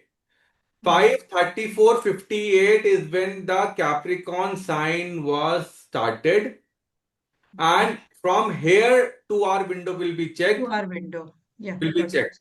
So what we are doing here is we are matching the sign of the Lagna Uday Rashi with the sun placement. That is how we are doing it as a part of the understanding. Hope it is clear now. Got it, sir. Yes. Thank you. Right. So this is how. Hope my slides are visible to you now.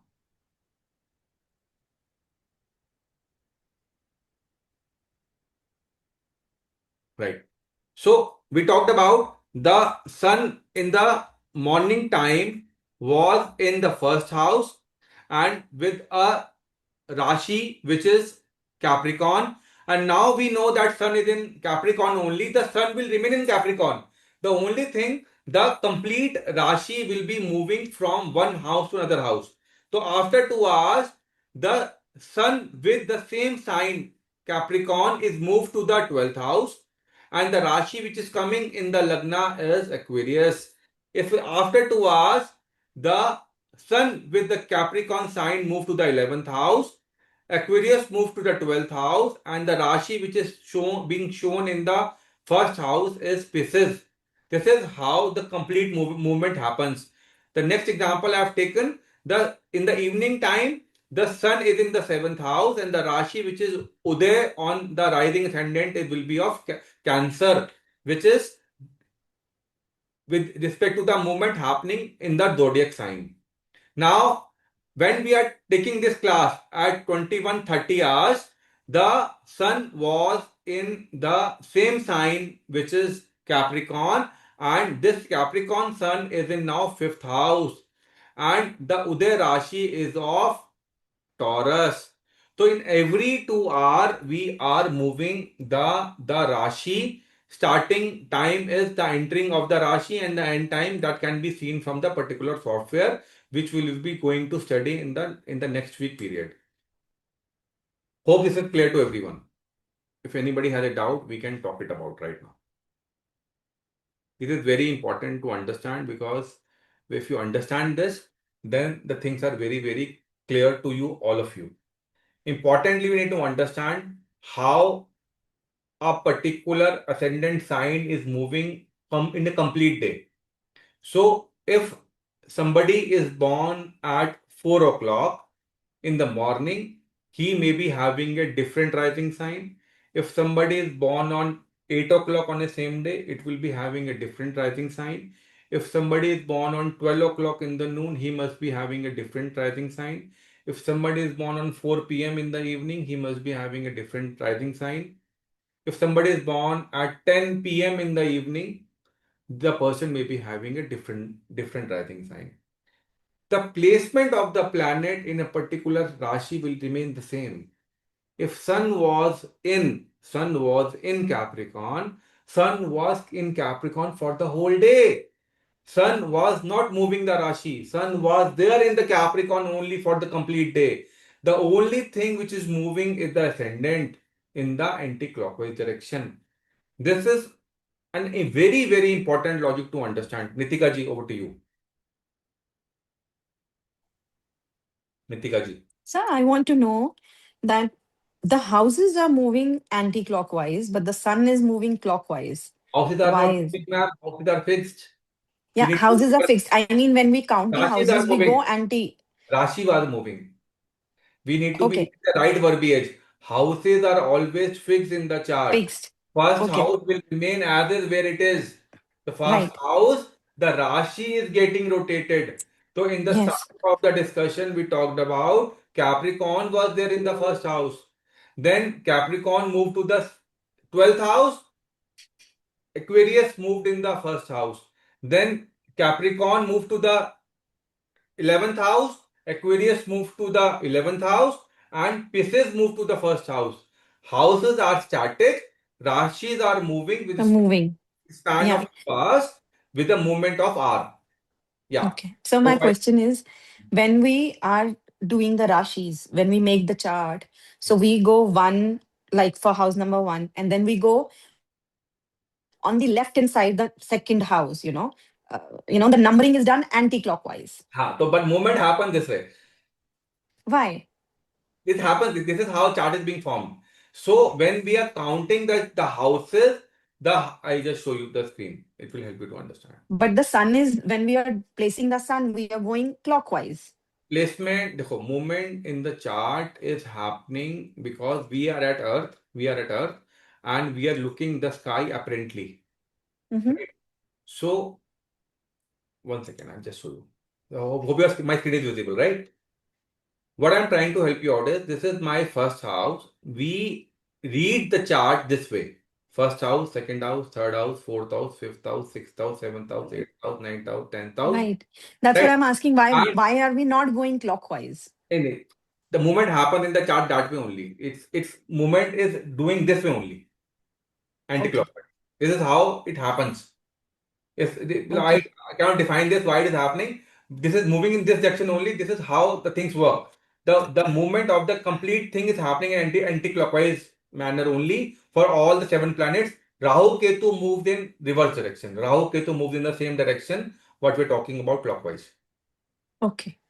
I just wanted to know, is there any specific reason why we go This is how we anti-clockwise? read the chart. This is how what is the process or procedure to read the chart. That when we are reading the chart, we are reading from first, second, third, fourth in the clockwise, and reverse way we are seeing the movement of the planets.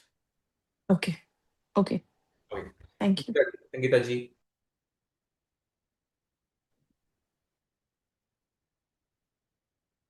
Yeah, please. Yeah, hi, sir. So every 2 hours when we are in the morning at the time of rising sun, ascendant, the first house, the sun is going to be there.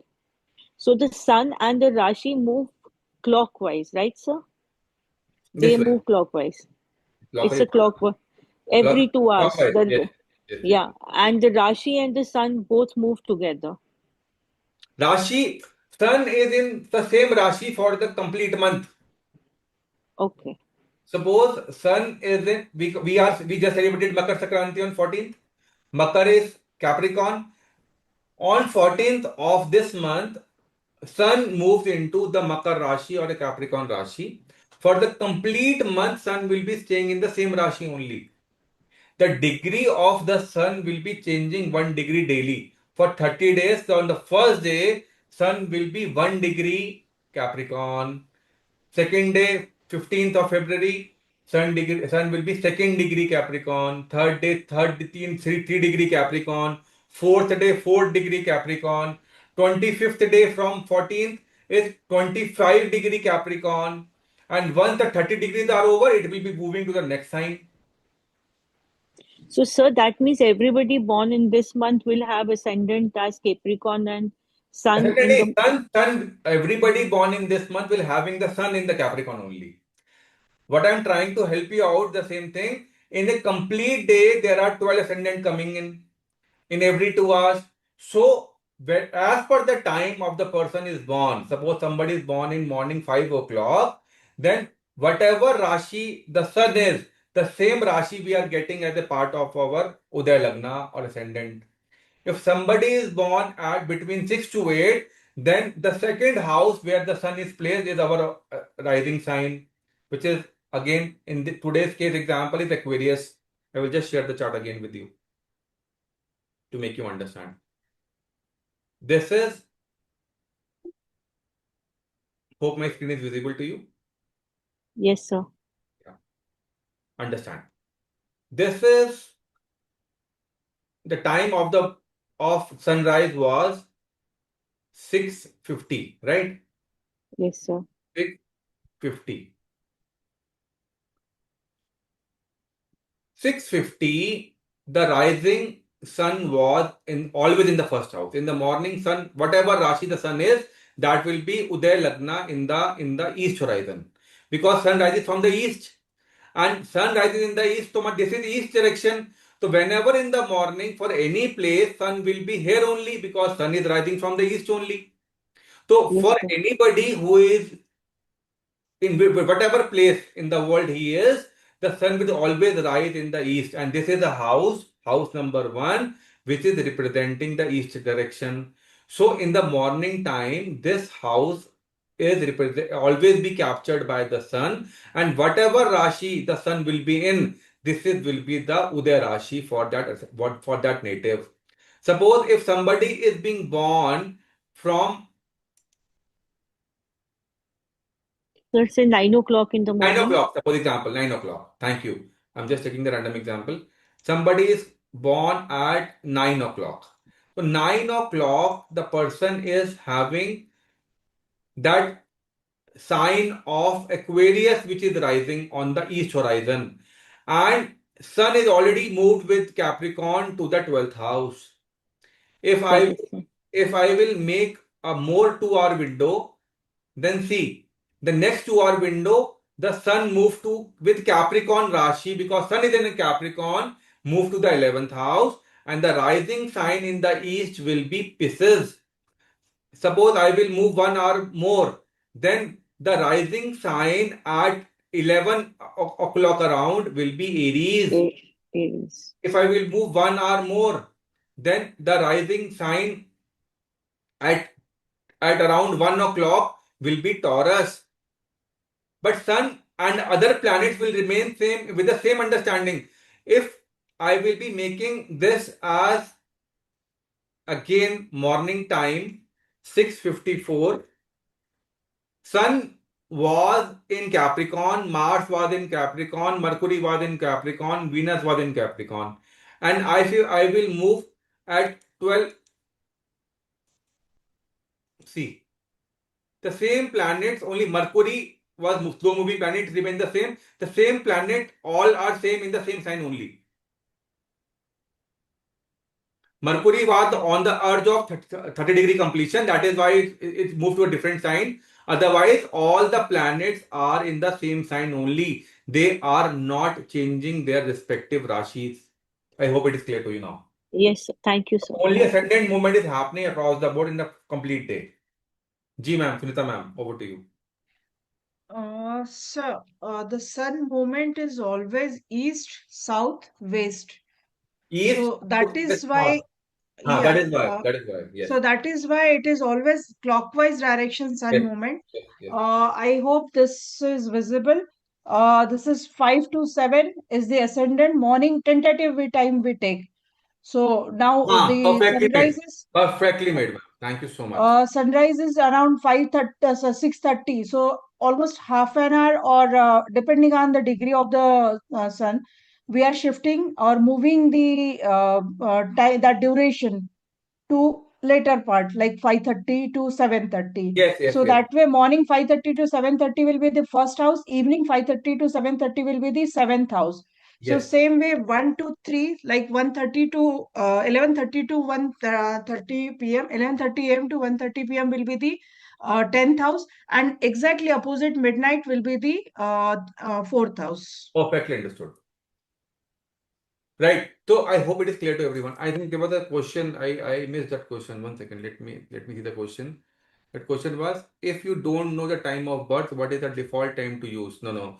So for that thing, we use a birth time rectification. How we do is, we take a lot of events of your life which is already happened, and with those times we try to calculate in reverse direction, backward engineering, and we conclude that which is the right lagna which is coming up to give you that particular result of marriage, birth, education, first job, whatever the major events are happening in your life.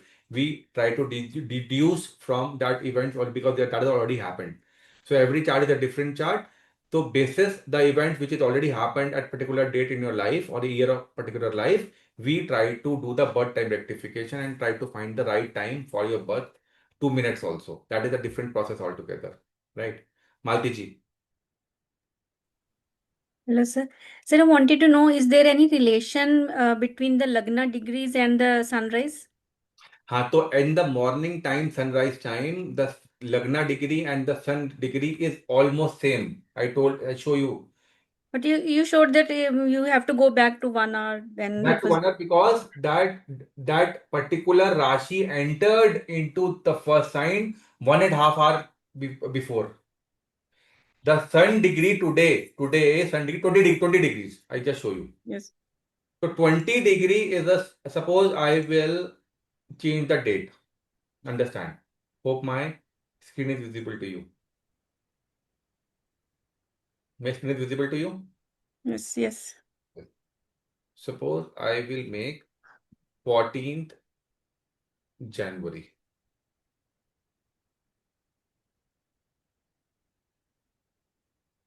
One second. See, on 14th January, Makar Sankranti, Sun enters into the Capricorn with 0 degree. Visible? Yes. Visible? Yes. Yes. Now I will see the sun time 6:53:54. Okay? Yes. 6:53:54. I will make the chart 6:53:54. 3. See,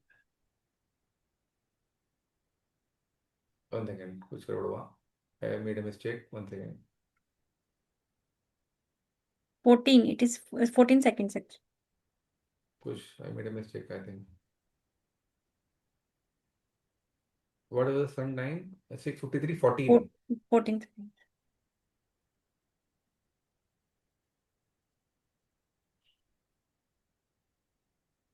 See,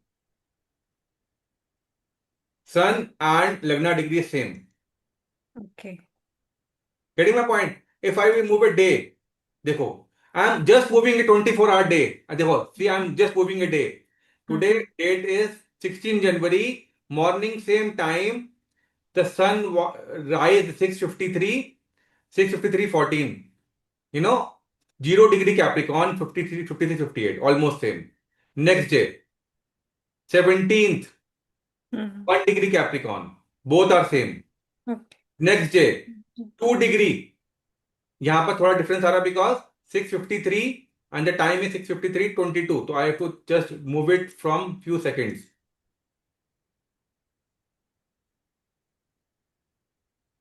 So if we do the alignment of the seconds also, na, it will come same, almost same. So the understanding is, basis the degree of the sun on a particular day, at the time of sunrise, the ascendant degree will be always matching with the sun's degree. That is how today the sun degree is 20 degree. Therefore, the rising ascendant at sunrise will be 20 degree only. Okay. Right? But that 20 degree doesn't mean that that Rashi enters into the first house, which is 1.5 hour before. Because 20 degrees already passed. 0 to 20 degrees already gone when the sunrise happened. Okay.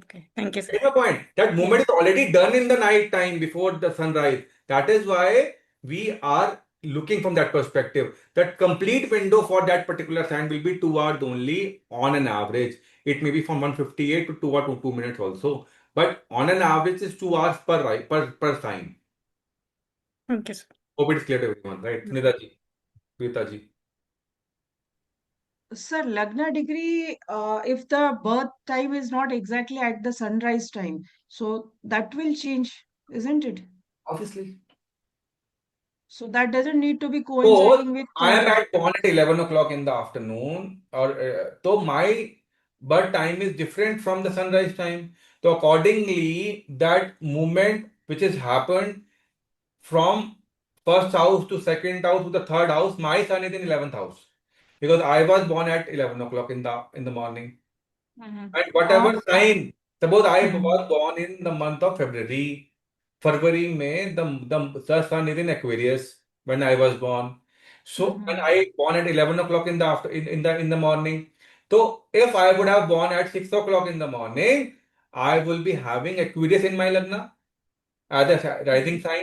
But I'm not having that rising sign as Aquarius. I'm having Aries as my rising sign. Why? Because in 4 hours, the shift happens from two houses, from rising to 11th.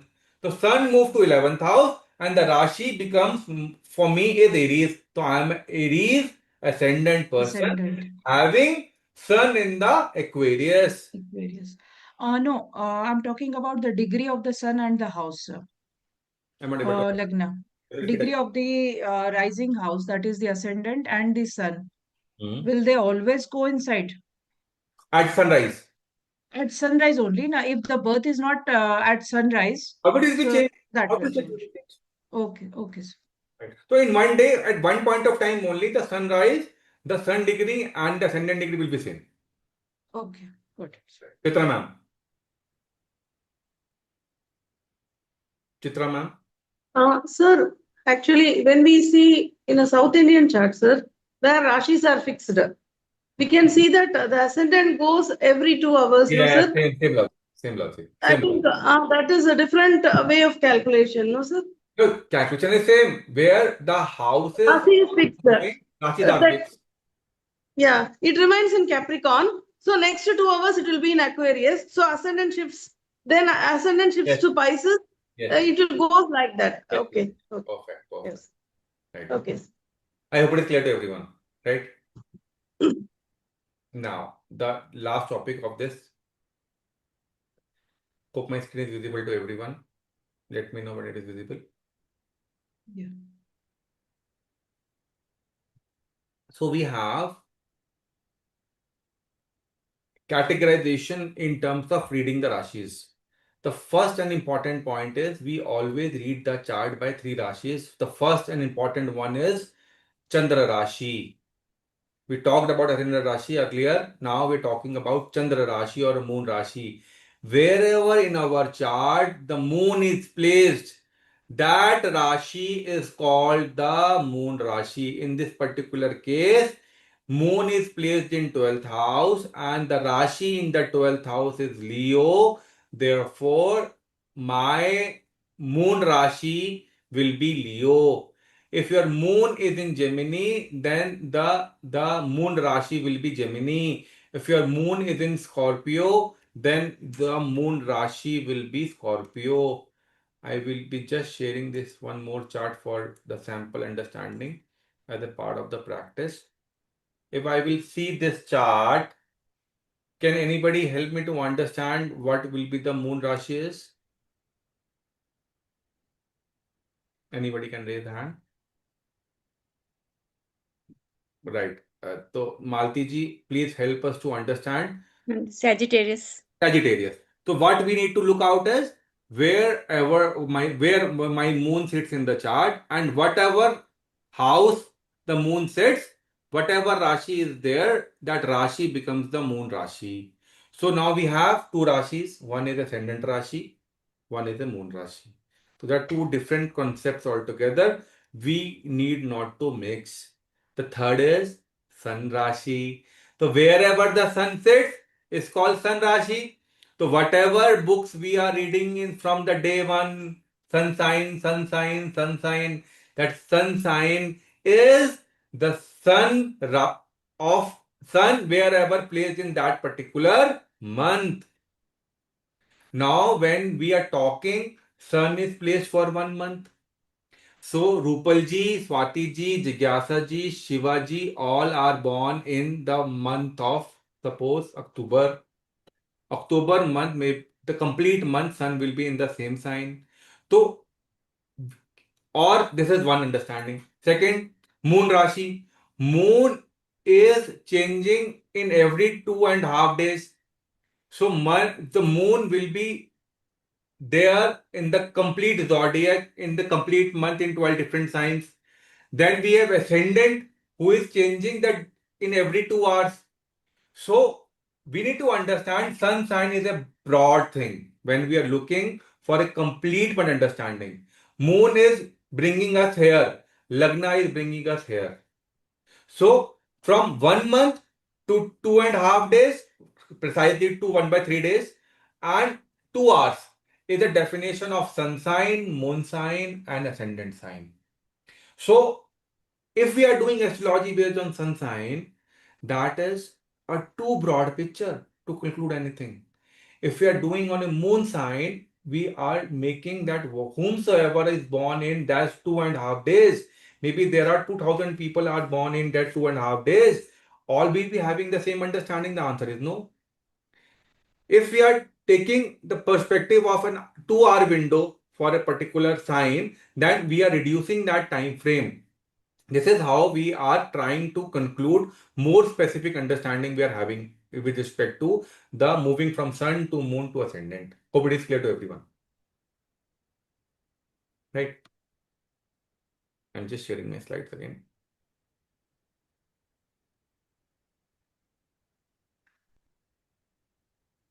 This is what we understood. Great. Now, the next slide was the same thing what we discussed earlier. That was the Lagna Rashi or Uday Rashi or ascendant sign. So whatever sign is being risen at the first house where AS is written, it is called ascendant sign. And the third is every planet has their respective sign at that point of time when we are born.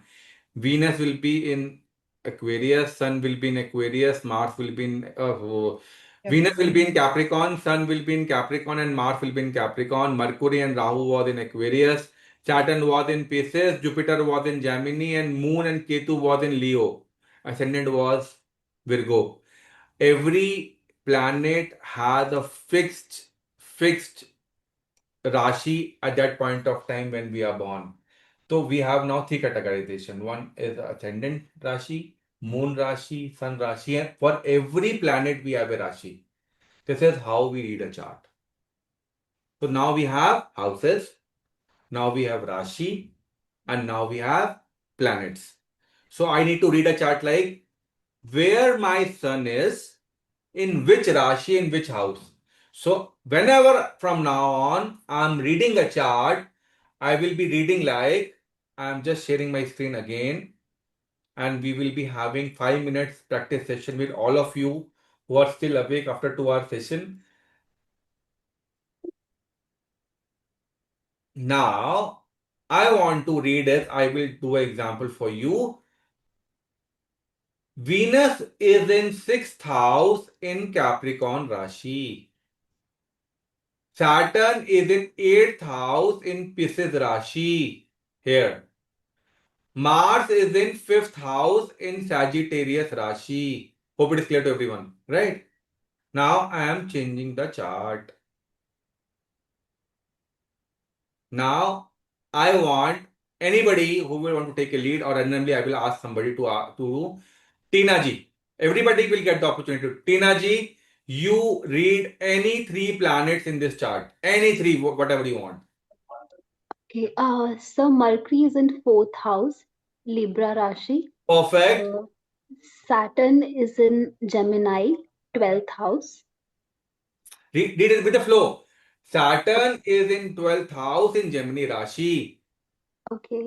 Or Saturn is in Gemini in 12th house. Whatever flow you want to maintain. But stick to one. Okay. So Saturn is in 12th house in Gemini Rashi.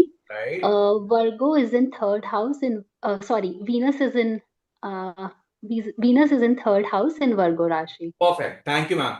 Swati ji, over to you. And I will change the chart. 1 second. Now read any 3 planets of your choice in the rightful fashion. Sir, Rahu is in house with the Taurus Rashi. Sun is in house with Leo Rashi, and Saturn is in seventh house with Libra Rashi. In Libra. Perfect. Thank you, ma'am. Thank you, ma'am. I hope it is clear to now you. Okay, Tina ji, I am changing the chart for you. Now read any 3 planets in this chart. I'll say a moon is in first house in Sagittarius Rashi. Perfect. Jupiter is in fifth house in Aries Right. Rashi. Venus is in sixth house in Taurus Rashi. Perfect. And Mars is in eighth house in Cancer Rashi. Clap for yourselves, guys. Within 2 class, you are able to read the chart. Wonderful. Now, any chart is open in front of you, at least now in position to read the chart where the planet is, in which Rashi, in which house. And this is our achievement as a team, that we are able to understand this categorically, to understand that how to read a North Indian chart with the right placement, which planet in which Rashi, in which house. Great. Okay, over to Vinayak sir, and we have Neetu ma'am also with us. And Neetu ma'am is also there with us today, and she is our teacher and mentor for us. So, if you want to add some value. Yes. So, like everybody is doing beginner's course, but I hope everybody is enjoying it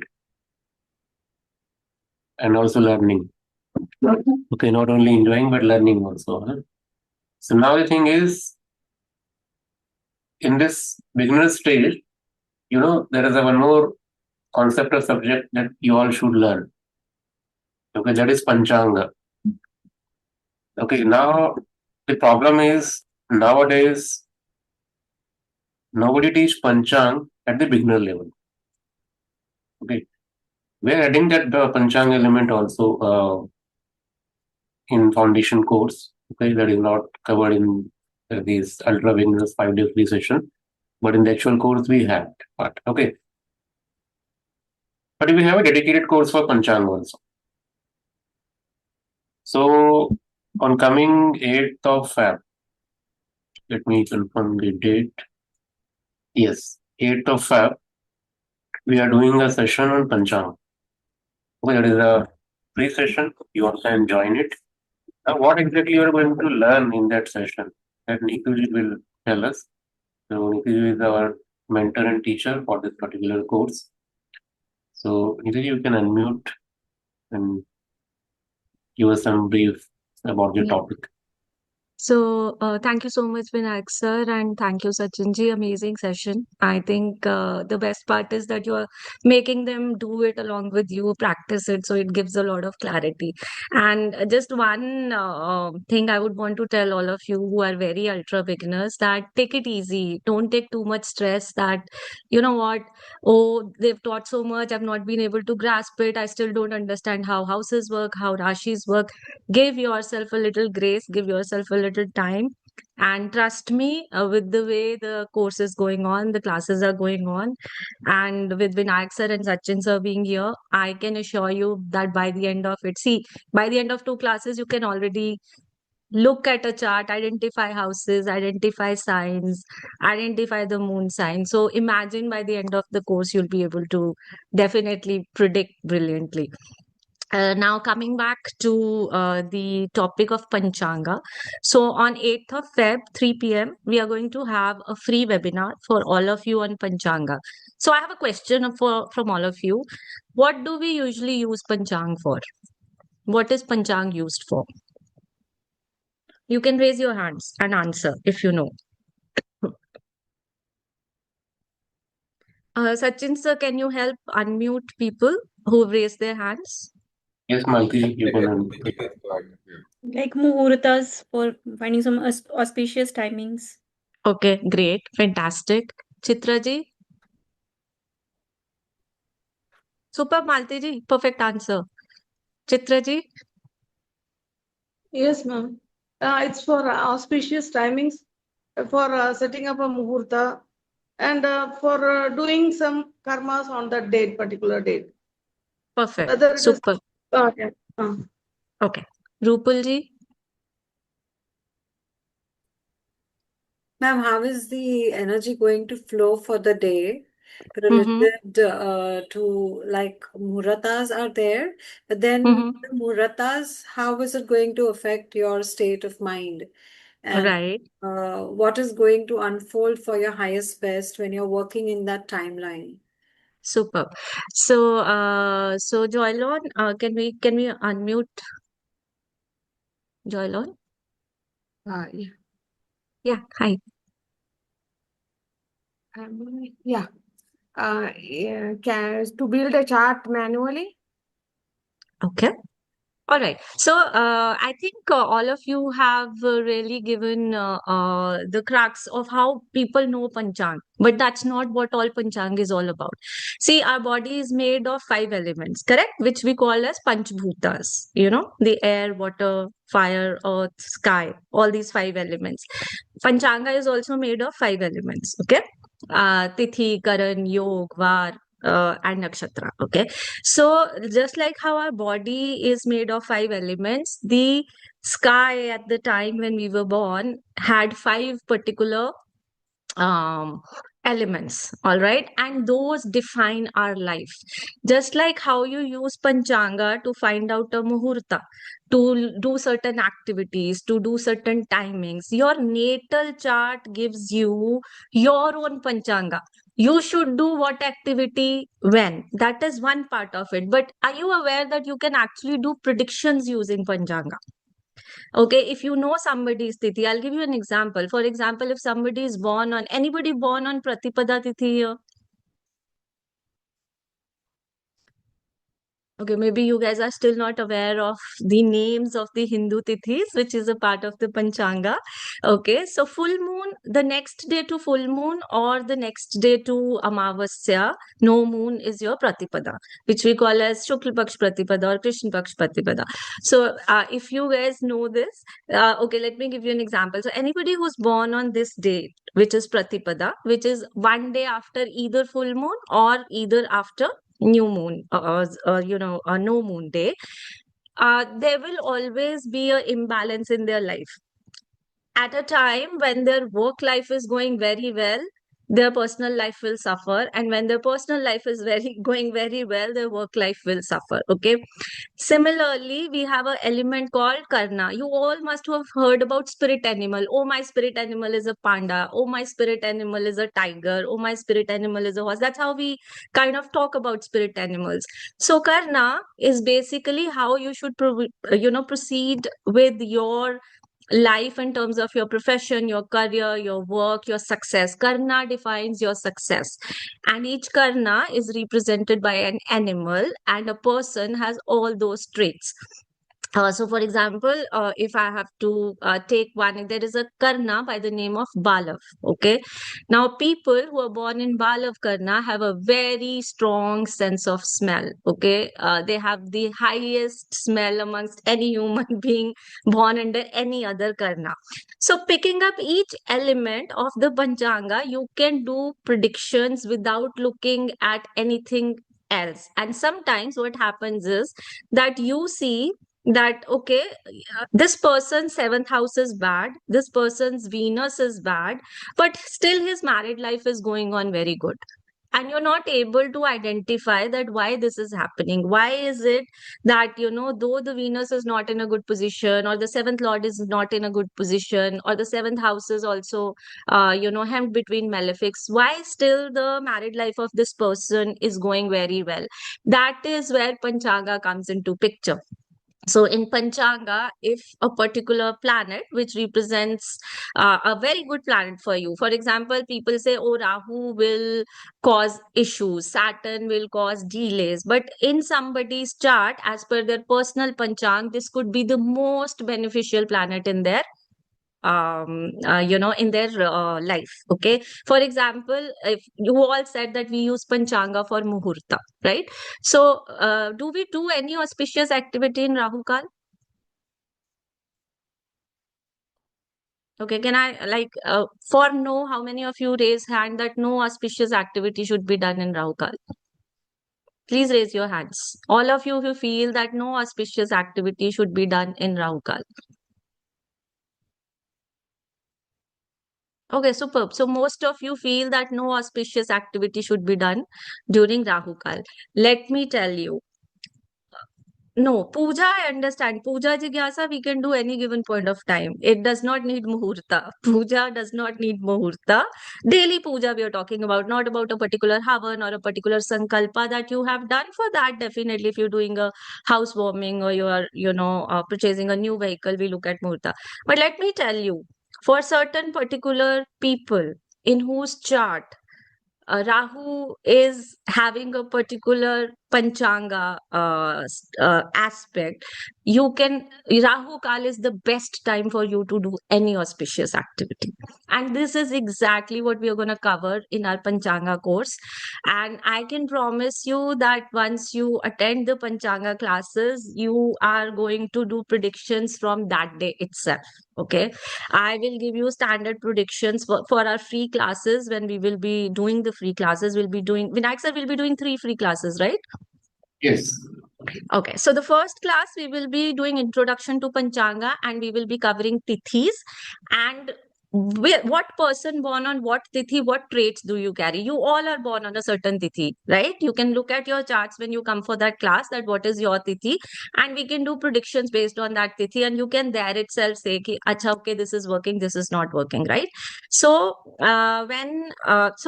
I can promise you one thing that after 3 class, at least 5 to 10 predictions for each person whose chart you have, you can do right away. You don't even have to do anything else, right? So, any questions you have around this? I'm just trying to give you a very brief introduction. Panchanga is a very vast thing, but what I'm trying to tell you is that Panchanga is actually uh, the DNA of your life. If you are able to use the right elements of Panchanga in your day to day life, you will see that your life will completely transform. You don't have to worry about anything in life and everything will flow in smoothly, irrespective of how a planet is placed in your chart. Right? So, Just Panchanga has just to give you example, many people are familiar with this software. This is where we look for a tithi. Krishna Dvitiya is a tithi. It is being seen over here for this person who is born on June 13, 1976 and 1920 hours in Hyderabad. This is a Krishna Dvitiya tithi, which is written against the header tithi over here. Over to Nituji. Nituji. Yeah. So, this is what we will be covering in our free webinar. So, the first webinar we will be covering tithi. Okay, what is a tithi? What happens in a tithi? Okay, so so somebody just mentioned about Dvitiya tithi, right? If I have correctly read the Dwadashi tithi and Bhavakaran. Am I reading it correct? It's Dwadashi. Yes.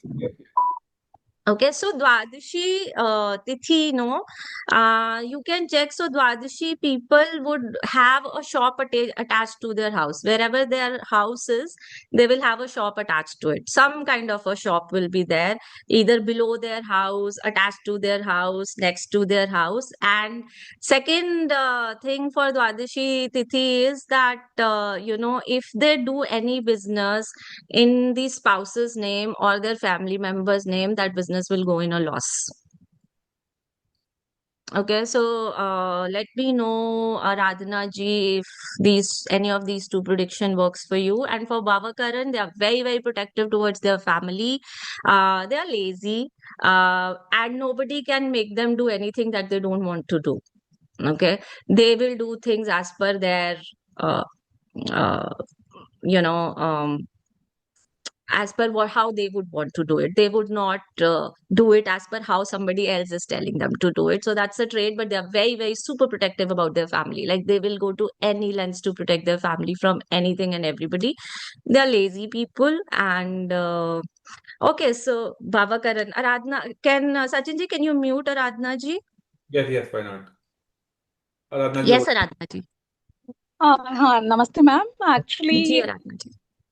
Baba correct 101% correct मतलब it's मतलब totally you're talking about me like I'm when it comes about my family I'm I can't explain you मतलब and No, no, as lazy I get your feeling. I absolutely get your feeling. So thank you, Radhana ji, for sharing this feedback. So guys, this is a live example in front of you, how beautifully Panchang works. I don't know her chart.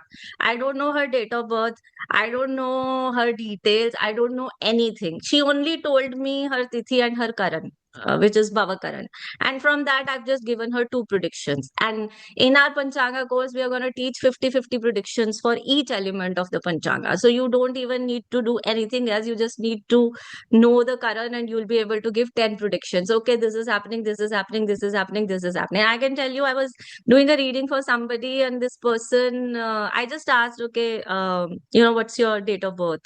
And I didn't have the time, I didn't have the place. And while we were doing I said, do you love mountain trekking? He said, how can you predict that? Like, that I love mountain. I definitely love mountain. You can go to any extent, predicting with Panchanga. It's a beautiful concept. So people, have already started sharing. So guys, in the free webinar, leave some work for me for the free webinar. Otherwise, this class will keep going on long, right? So please join us on 8th of Feb at 3 p.m. And definitely we will be teaching Tithi that day. So I will take up some Tithi examples to give live predictions in the class itself, like how we did today for Bhavakarna. And yeah, that's about it. So any questions anybody has on this? So somebody asked the question, will it be in English or Hindi? Vinayak sir, do we do it in both or do we do it in English to begin with? Please, up to you. Please start with English first Yeah. for the upcoming webinar. Okay, then we can make Hindi also. Okay, Yeah. depending on the Yeah. availability. So correct, sir. So as per the response, but mostly we'll be starting it in English and then we will also be doing the Hindi version later on. Okay. So Chitra ji, Saptami Tithi, if the parents are staying together, the child would be in the hostel. If the child is staying with the parents, then father or mother would stay apart because of work or because of travel. There'll always be some kind of distance. So this is one prediction for Saptami Tithi. Let me know if it works for you. So, I think Chitra want to say something. Yeah, actually, this is for my daughter. So I don't remember I know my Tithi, but I don't remember the Karan and all. For my daughter, Okay. I remember. That is why I just wanted to know because I can correlate it. Yeah. A part of it is okay, ma'am. We were myself and my husband. We work. She's not in hospital. Something. She's staying with us only. In fact, Yeah. she is so addicted to the house. She doesn't go away. So, ma'am, basically, this I is wanted about Srishti Karan only, actually. Yeah. yeah. So this is basically so if I have to talk about Vishtikaran people, they are foodies and they are very restless. They cannot sit at one place for a long time. They have to keep doing something or the else. That's one prediction for Vishtikaran. I'm Vestigaran. Yeah. So Sachinji, you can tell me if that Yes, works for yes, you. absolutely true. 24/7 working, and all the time I'm doing here and there things. I'm always busy in multitasking. I'm into stock Yeah. market, I'm into astrology, I'm into work profile, a lot of things happening parallel. Okay, guys. So I know you all want predictions for yourself. Everybody has started posting their tithis and their karnas. So, guys, we'll cover it in the session. We'll cover it in the session. Definitely, we'll take up all your questions. So, okay, there's a question which says that what all does it predict? It predicts every aspect of your life. Okay, Panchanga predicts every aspect of your life, whether it is your personal life, whether it is your career, anything that you can predict using a chart, you can predict using Panchanga. Great, And that's So, definitely if you blend both the things, the chart and the Panchanga, the predictions become even more beautiful. I can see the excitement with the students. So if you ask, if anybody have any question, they will ask their No, some no, of no. the I'm not you are going answering. to Yes, yes. Maltiji remedies will be covered in that course. When we do our Panchanga course, we will be covering remedies also. That remedies is a part of the course. And we will also touch upon Muhurta a bit. So this Panchanga course is not about Muhurta. Let me make it very clear. This Panchanga course is all about doing predictions using Panchang. Okay, so doing predictions using Panchang.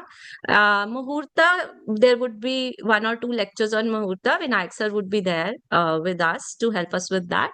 And yeah, so but it's majorly a prediction based course. It is not a Muhurta course. Let me give you that clarity. And once you attend the 3 free webinars, the first webinar would be on Tithi, the second one would be on Yoga and Karna, and the third one would be on Vara and Hora, and we'll touch upon Nakshatra.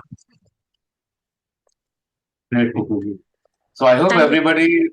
everybody remember in very first session of this ultra beginner, I have explained that in olden days, when you take admissions in the Gurukul, so the very first subject they used to taught is the Panchang.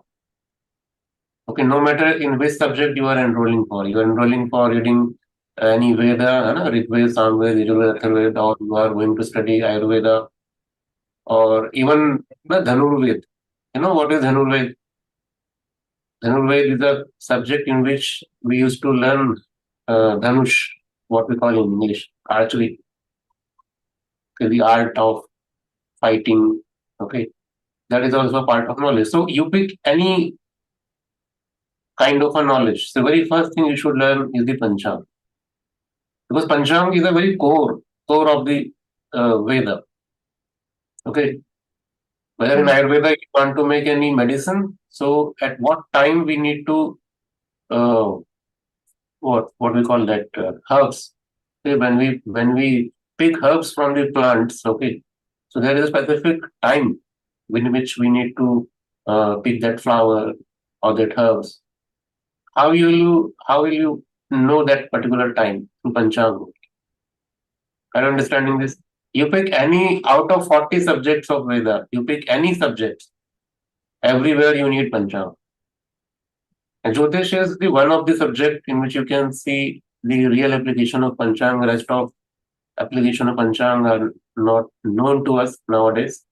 Okay, but still many people are using it. And consider it like what we call that basic configuration. Like nowadays, we buy mobile, iPhone.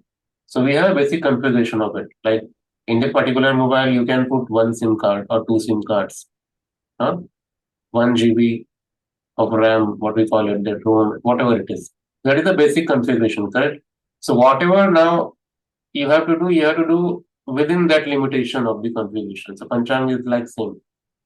So Panchang is a core thing, correct? You are born with some specific configuration. Now within that configuration, whatever chart is saying, okay, you have to predict under that limitation only.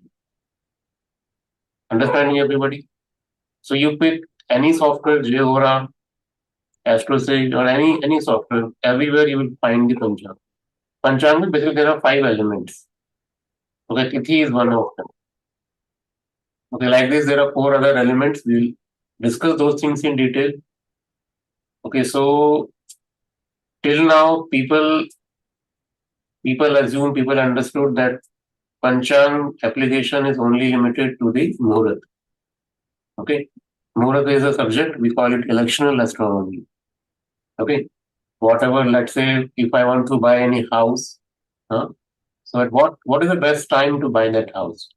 What is the best time to enter that house? Okay, if I want to buy a vehicle, at what time, what date is the best to purchase that vehicle? So these all things we learn in the electional astrology. We call it Muhurata Shastra. Okay, so generally people understand that Panchang we use only for the Muhurat, but that is not true. Panchang you can use everywhere. That is a core part. If you're using Prashna, there also we use Panchang. If you read horoscope, there also you can use Panchang. Okay, everywhere. Okay, so now this is the first step that we are taking. So by using only Panchang, without using any other details, you can make direct predictions. No calculation is needed. Okay. Only you just note down whatever prediction he is giving you, and you can directly do it. Okay, now understand when you use that prediction with your horoscopes and all these things, you can add more to it depending on your capabilities. You can see the beauty of Jyotish, it will enhance more. Okay, so please everybody attend that webinar. So tomorrow we will share Zoom link, okay, in your Telegram group, and everywhere we'll promote it. Okay, so all are invited to that Panchang webinar. Are you all excited to join the webinar on? So give me a heart or a thumbs up if you all. I'll see all of you there. Okay, superb, awesome. See you all there. Be ready. Note down your tithis. Keep a note of your tithi, Shukla Paksh, Krishna Paksh. Keep a note of your Karan. Keep a note of your yoga. So go to Jehora. Note down all of these elements over the next 3 webinars. I will take random live examples and do a few predictions. Please do not expect me to do predictions for everybody, but just to give you clarity, we will pick it up and do live, and you can get feedback immediately then and there. Yeah. So somebody also mentioned here now, since we are closing, somebody mentioned Chaturdashi Tithi. So let me tell you, Chaturdashi Tithi people are excellent administrators. Excellent administrators. Even if you are a homemaker, you will be excellent at managing the entire household, and everything would be in order. So that's the prediction for Chaturdashi Tithi. So look at people in your life who are born on Chaturdashi, and you will know what I'm trying to say. Malti, am I correct? Malti, you mentioned Chaturdashi, right? Yeah. So, Yes, ma'am. Sachinji, can you? Yeah, Malti, am I correct? Did I Yes, do the right prediction? Exactly. Yes. Superb. See, guys, live in front of you.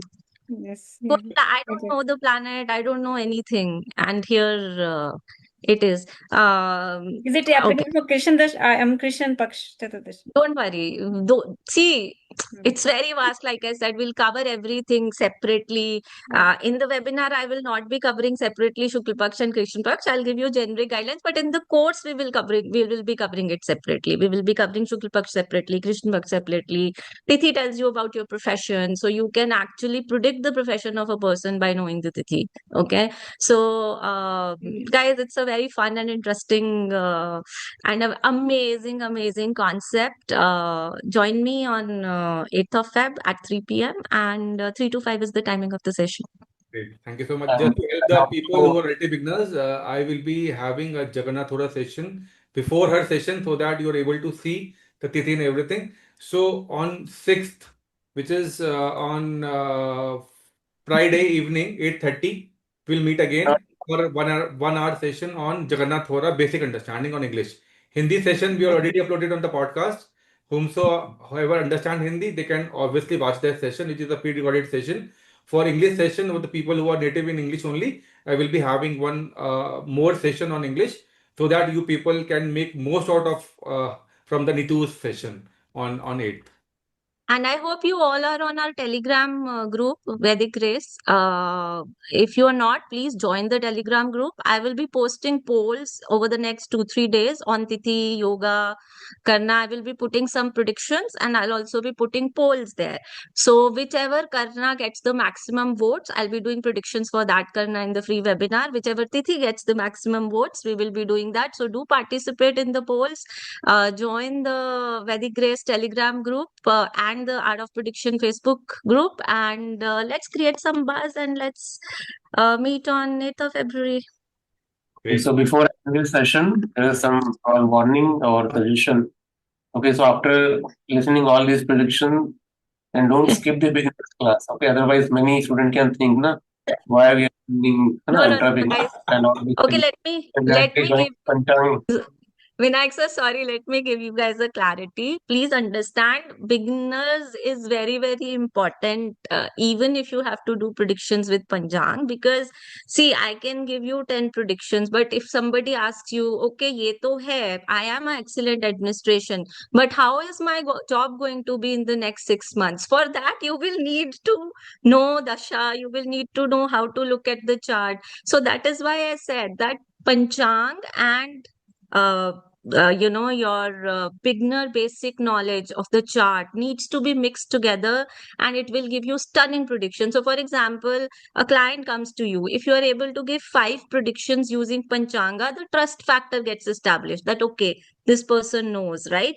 And then when he asks or she asks about a futuristic question, then you use the Panchanga elements and the beginner chart concepts and then blend both of them and do the prediction. I hope I'm able to clarify it. And during the webinars, I will take chart examples to explain this thing to you, that why both of the elements are important to learn and know.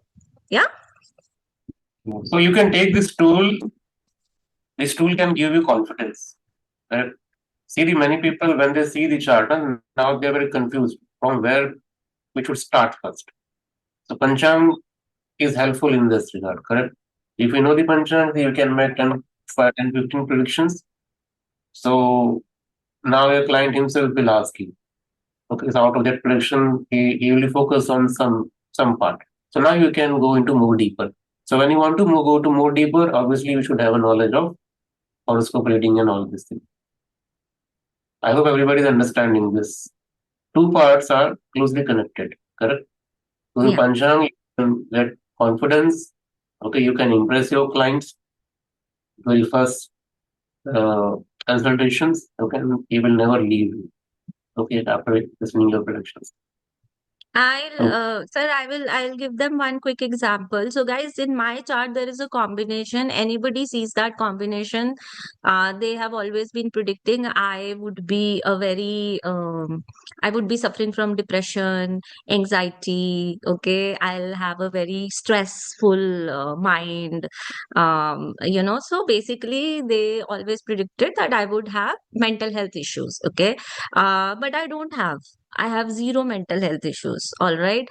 And the secret of that lies in Panchanga, which I will share with you during the webinar, that why that prediction was not working on me, though it is how we see. But you need to know that combination, which you will learn in the basic class, right? Okay, this combination causes this. And then you will add Panchanga element to make a perfect prediction. Okay, your chart, this is not going to work. You are very happy-go-lucky and a very optimistic person, no mental. So now what will happen? He's gone to 10 astrologers. They've told this person, okay, you'll have mental. And this person is thinking, okay, astrology is bull crap, doesn't work. I don't have any of these issues. I hope you're understanding. But when they come to you and you use this Panchanga element into that chart combination and you predict, no, you have no such issues, and they're like, okay, yeah, that is exactly what I was looking for. So please, understand that nothing is standalone. Everything is put together. The best. So iPhone 17 Pro Max does not work without a good iOS software. Yeah, you have to have the latest iOS upgraded software to make your phone work best. So your Panchanga is like a iOS software, and your basic chart knowledge is like your iPhone 17 Pro Max. Both combined together give you the best results. Nothing in standalone is gonna work. Make sense? Great. Yes, no? Yeah, okay, super. Thank you so much.